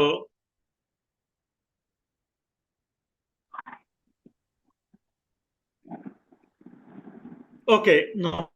When a return is earned from the such investment should be added to the investment base অর্থাৎ বিভিন্ন যে ইনভেস্টমেন্ট খাত থেকে যে আয় আসে সেই আয়ের সাথে ইনভেস্টমেন্ট বেস বলতে ইনভেস্টমেন্ট পুল বুঝায়। এই যে ইনভেস্টমেন্ট পুল বলতে বুঝায় ধরে নেন ব্যাংকগুলো বিভিন্ন খাতে ইনভেস্ট করে, এক জায়গায় বাই মুয়াজ্জালে করলো, বাই মুরাবাহায় করলো, এইচপিএসএম এ করলো, সালামে করলো, সুকুকে করলো, এরকম করে করে কমিশন বিভিন্ন খাতে যে ইনভেস্ট করলো, এই সকল জায়গা আয় এনে এক জায়গায় তারা রাখে, এইটাকে বলা হয় প্রফিট পুল। এই প্রফিট পুল যেটা, এটাকে বলছে investment base. Okay, the holder of the account will be entitled to a share or in this profit in their capacity as arbab al mal, and the bank is entitled to its share as a mudarib subject to the ratio agreed upon। তাদের মধ্যে যে চুক্তি ছিল সেই ratio অনুযায়ী ওই profit পুলের এই প্রফিটটা তাদের মধ্যে ডিস্ট্রিবিউট হবে। If instead a loss is incurred from the investment of the amount without any transgression or negligence from the side of the bank, it should be borne by the holder of the account। আগে যেটা বলছে সেটাই। একজন জিজ্ঞাসা করছেন মোহাম্মদ আব্দুল মান্নান যে সুকুক কি। সুকুক হলো Islamic asset based asset backed একটা বন্ড, এবং এই সুকুকের একটা স্ট্যান্ডার্ড আছে, সেটা যখন করা হবে তখন আরো ভালো করে বুঝবেন ইনশাআল্লাহ। এবার পাশে আমরা আসি ডিস্ট্রিবিউশন অফ প্রফিট। এই প্রফিটটা বন্টন কিভাবে হবে? পাশের application of scoring method of profit distribution. আমরা যে একটু আগে ওয়েটেজ মেথড বললাম, স্কোরিং মেথড বলতে বুঝায় কি, একটু প্রথমে বলে দেই বুঝতে সুবিধা হবে। ধরে নেন হজ ডিপোজিট স্কিমের জন্য ডিপোজিটররা তারা সোনালী ব্যাংকের কথা বলি, সোনালী ব্যাংকে 25 বছর পর্যন্ত কেউ টাকা জমা করতে পারবে, 20 বছর পর্যন্ত করতে পারবে। এখন আপনি অ্যাজ এ ইনভেস্টর আপনি জানেন যে দীর্ঘমেয়াদী ইনভেস্টমেন্টের রিটার্ন বেশি, এখন শর্ট টার্ম ইনভেস্টমেন্টের জন্য তো আসলে রিটার্নও কম।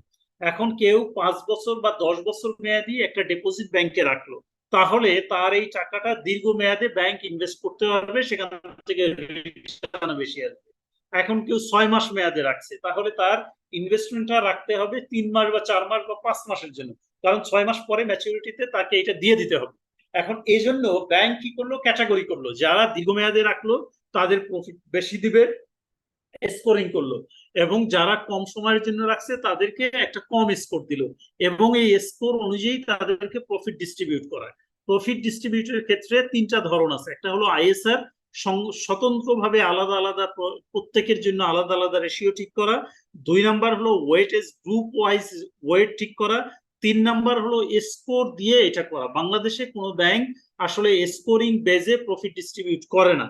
এটা বাহরাইনে আছে, বিভিন্ন দেশে আছে। বাংলাদেশে সাধারণত আইএসআর এবং ওয়েটেজ এই 2টার মধ্যেই প্রফিট ডিস্ট্রিবিউট হয়। ওকে, এবার আমরা পড়ি এটা কি বলছে। With due consideration to item 4.3 and 4.4, the scoring method for distribution of profit among the participants of general investment account can be used. এই প্রত্যেকের জন্য এরকমের একটা আলাদা স্কোর নির্ধারণ করা যেতে পারে। Such method takes into the account the amount contributed by each investor and the period of its stay in the investment. অর্থাৎ বলছে এই স্কোরটা নির্ধারণ হবে কিভাবে, অ্যাকাউন্টের কন্ট্রিবিউশন এবং তাদের এই যে time, period of its stay, তার ইনভেস্টমেন্টটা যে কতদিন থাকবে তার উপরে বেস করে। Each account is given a certain number of share depending on its amount and the period of stay, that amount of investment even if depositing and withdrawing had repeatedly been done and the amount varied from time to time. এখন এখানে বলছে এই যে scoring, যেরকমের SND অ্যাকাউন্টের ক্ষেত্রে স্কোরিংটা আসলে কম হবে। কেন? সে যখন ইচ্ছা টাকা তুলবে, বেশি বেশি টাকা তুলবে, এরকমের বিষয়। বলছে স্কোরিংটা নির্ধারণ হবে কতগুলো বিষয়। একটা হলো এটা ডিপেন্ড করবে অ্যামাউন্টের উপরে, টাকার পরিমাণ, পিরিয়ড, কতদিন এই অ্যাকাউন্টে ইনভেস্ট করা হলো তার উপরে, ডিপোজিট এবং উইথড্রলটা কতদিন পর পর হবে তার উপরে, এইগুলো ভ্যারি করবে scoring A. The holder of the accounts R considered to have implicitly exchanged mutual relief from the commitment from any aspect that the practically cannot be catered for. যে এক্ষেত্রে বাস্তবে যা করা সম্ভব নয় এমন বিষয় হিসাবধারীগণকে পরোক্ষভাবে পারস্পরিক দায় মুক্তিতে সম্মত বলে গণ্য করা হয়। তার মানে হলো এমন কোনো ঘটনা, এমন ধরনের ইস্যু তৈরি হলো যেখানে আসলে কারো কিছু করার নাই, এটা ঘটবেই, সেক্ষেত্রে একজন আরেকজনকে আসলে দায় মুক্তি দিবে, এইটা ধরে নেওয়া হবে।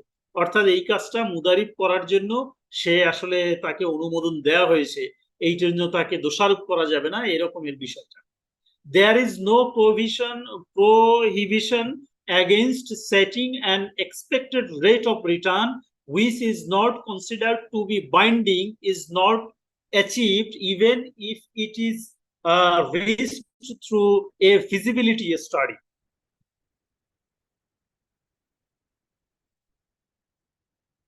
এখানে খুবই গুরুত্বপূর্ণ একটা কথা।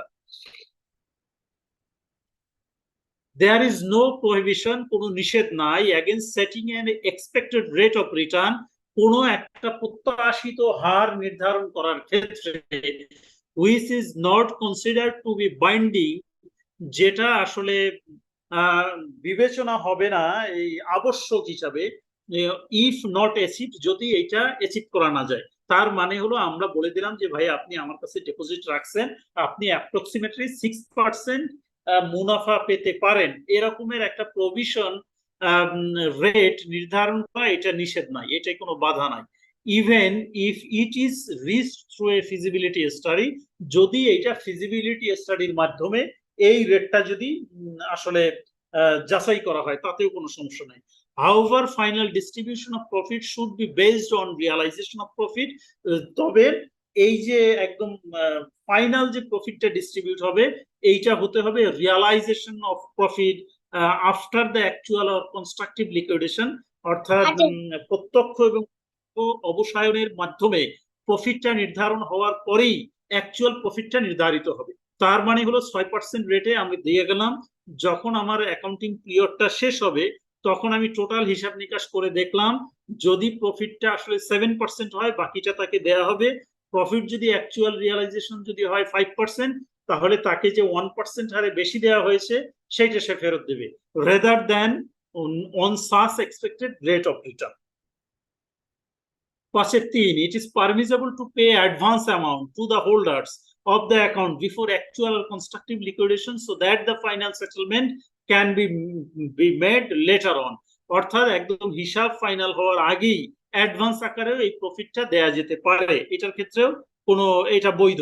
After actual or constructive liquidation the institution is committed to make necessary addition to or deduction from, তাকে যেটা দেয়া হয়েছিল তারপরে যদি মুনাফা যদি সে বেশি পায় হিসাবের পরে তাহলে সেটা তাকে এডিশন করে দেয়া হবে, অথবা তারে যদি বেশি দেওয়া হয়ে থাকে তাহলে তার কাছ থেকে এটা ডিডাক্ট করা হবে। The advance amount so that each holder of an investment account receives his exact share of the profit, এবং সেই এর পরে সে আসলে এক্সাক্ট যেটা পাওনা অতিরিক্ত তার যে প্রদত্ত প্রকৃত পাওনা সেই অতিরিক্ত অংশ কেটে নিয়ে তাকে আসলে দিয়ে দেওয়া হবে। 5.4 মিউচুয়াল রিলিফ, এটা একটু ইম্পর্টেন্ট, এই জন্য মার্ক করা আছে, পরীক্ষার জন্য একটু গুরুত্বপূর্ণ বিবেচনায় রাখতে পারেন। Mutual relief from commitment in case of exit should be stipulated in the contract of the Mudaraba based investment account. The stipulation should indicate that the existing part will relieve the holders of the accounts from the commitment towards his right in any undistributed or non-apparent profit, as well as his rights in the remaining part of the reserve from the investment risks and rate of return and the remaining part of the allocation of the debt. মানে হলো আগে ব্যাখ্যাটা করি তারপরে বলি। ধরে নেন কোনো একজন আমি 20 লাখ টাকা রাখছিলাম, রাখার পরে এখন এই যে ইনভেস্টমেন্ট অ্যাকাউন্টের জন্য রাখা হয়েছে, এমটিডিআর করা হয়েছে ইনভেস্টমেন্ট, এখন 20 লাখ টাকা যখন আমি ব্যবসার জন্য দিলাম, ব্যবসার 1 মাস পরে আমি টাকাটা তুলে নিলাম, এখানে আসলে রিলিফ দিলাম, আমি বললাম যে ভাই যে আমি যে এই 1 মাসে যে লাভ পেয়েছি এইটা আমি নিলাম, এরপরে যদি আসলে অতিরিক্ত হিসাব করার পরে দেখা গেল যে 20 লাখ টাকায় কোনো অতিরিক্ত লাভ এসে থাকে তাহলে এইটা আমি ছেড়ে দিলাম। পাশাপাশি এই যে বিনিয়োগের জন্য যে আসলে একটা রিস্ক আসে, ধরে নেন কোনো কারণে লস হইলো, লস তো আসলে এই 20 লাখ টাকার সাহেবল মাল হিসেবে আমার উপরেও পড়তে হবে, তো সেখানে এই যে ব্যাংক তারাও আসলে রিলিফ দিয়ে দিল যে ঠিক আছে আপনি এখন যে টাকাটা তুলে নিয়ে যাচ্ছেন যদি কোনো লস আছে এই লসটাও আপনাকে করতে হবে না, এটা বিয়ার করতে হবে না। অর্থাৎ দুই পক্ষ তারা মিউচুয়ালি রিলিফ দিল যে অতিরিক্ত যদি মুনাফা সে পেয়ে থাকে তাহলে সেটা সে আর পাবে না, আর যদি কম নিয়ে থাকে বেশি নিয়ে থাকে সেটাও তার ফেরত দেওয়া লাগবে না, আবার যদি কোনো ধরনের এখানে রিস্ক অ্যারাইজ হয় সেটা নিয়েও সে কোনো দায়বদ্ধ থাকবে না। এই ধরনের যে বিষয়টা সেইটা মুদারাবা চুক্তিতে এই ধরনের চুক্তি করাটা পারমিসিবল, আমরা ব্যাংকে সাধারণত এরকমের চুক্তি করে থাকি। এবার আমরা পড়ি মিউচুয়াল রিলিফ, উভয় পক্ষ যৌথভাবে বা মিউচুয়ালি তারা এটা দায় মুক্তির শর্তারোপ করতে পারবে from commitment to in case of exit should be stipulated in the contract of the Mudaraba based investment account. মুদারাবা বেজ ইনভেস্টমেন্ট অ্যাকাউন্টের চুক্তির মধ্যে তারা এই প্রত্যাহারের ক্ষেত্রে উভয় পক্ষ এরকমের শর্তারোপ করতে পারবে।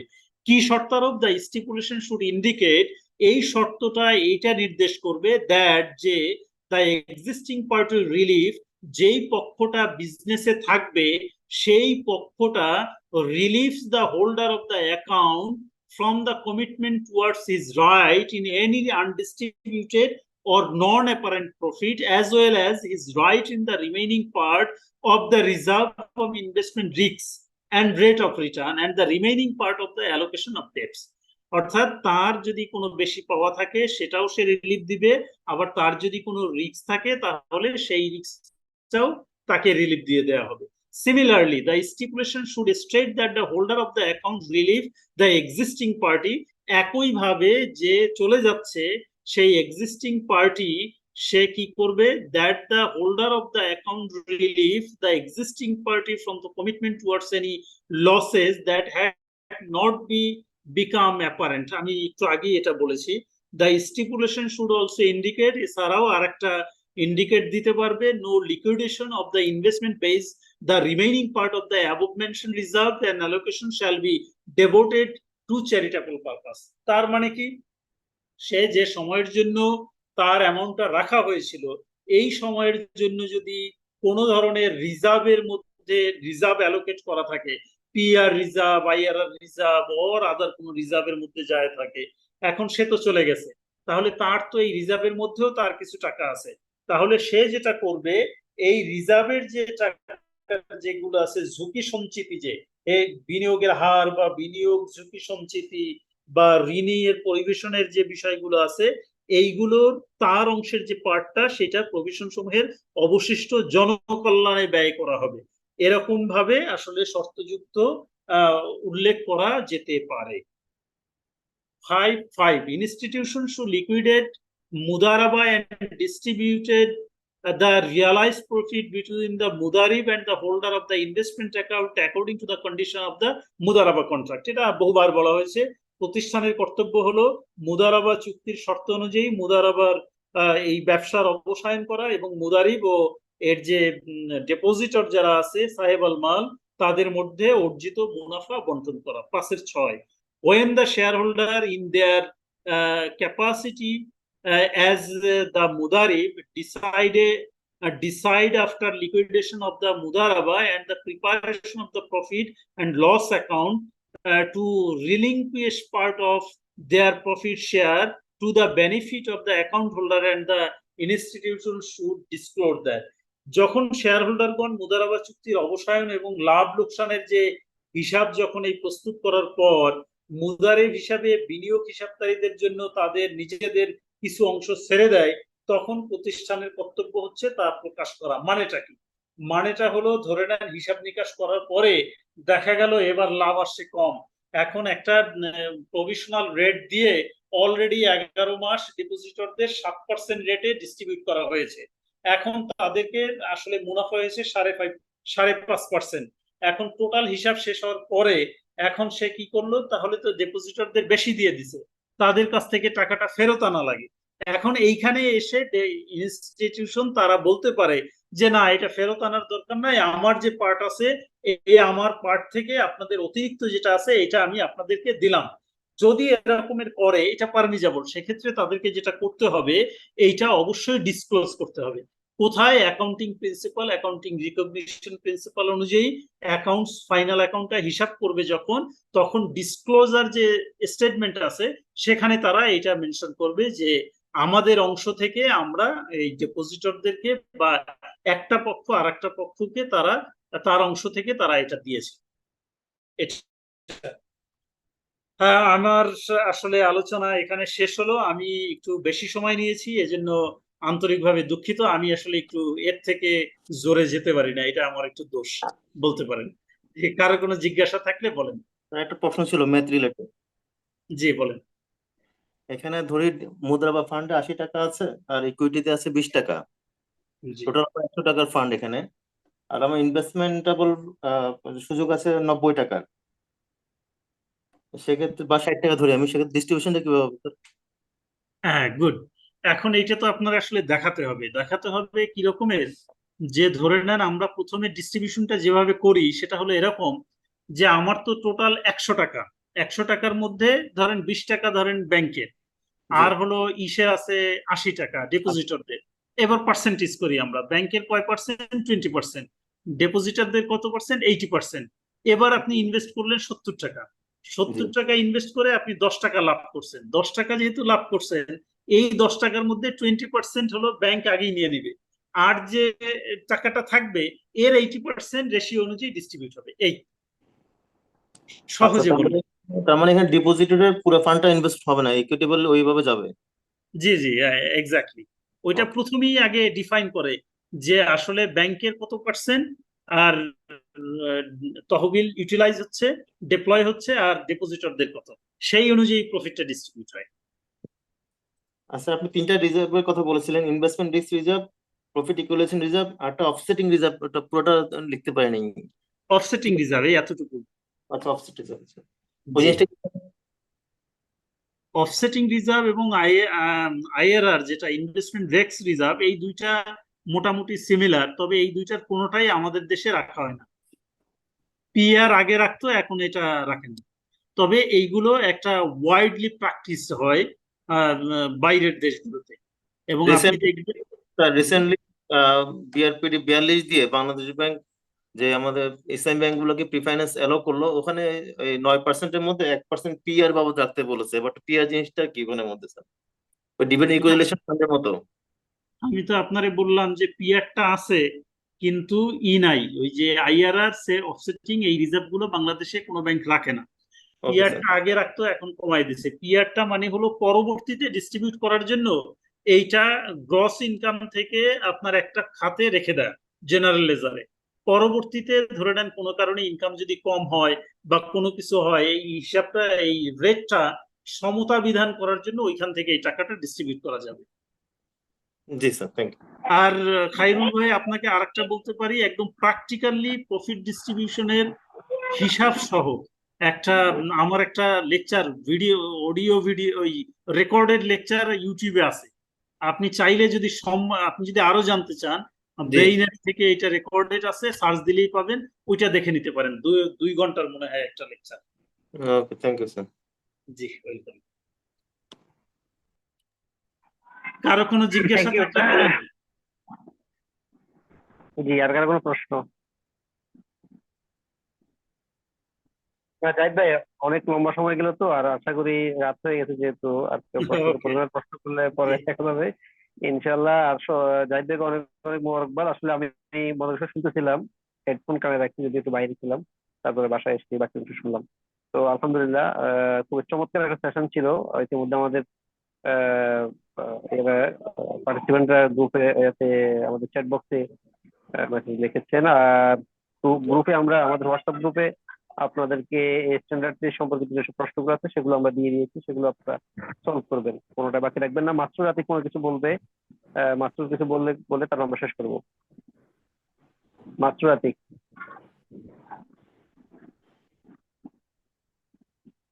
মাত্র কিছু বলবেন অফলাইন। তো ঠিক আছে জাহিদ ভাই, অনেক অনেক মোবারকবাদ এবং শুকরিয়া। আপনার অনেক উপকার শুনলাম এবং দেখি ভিডিওটা পাইলে আমি দেখবো ইনশাল্লাহ।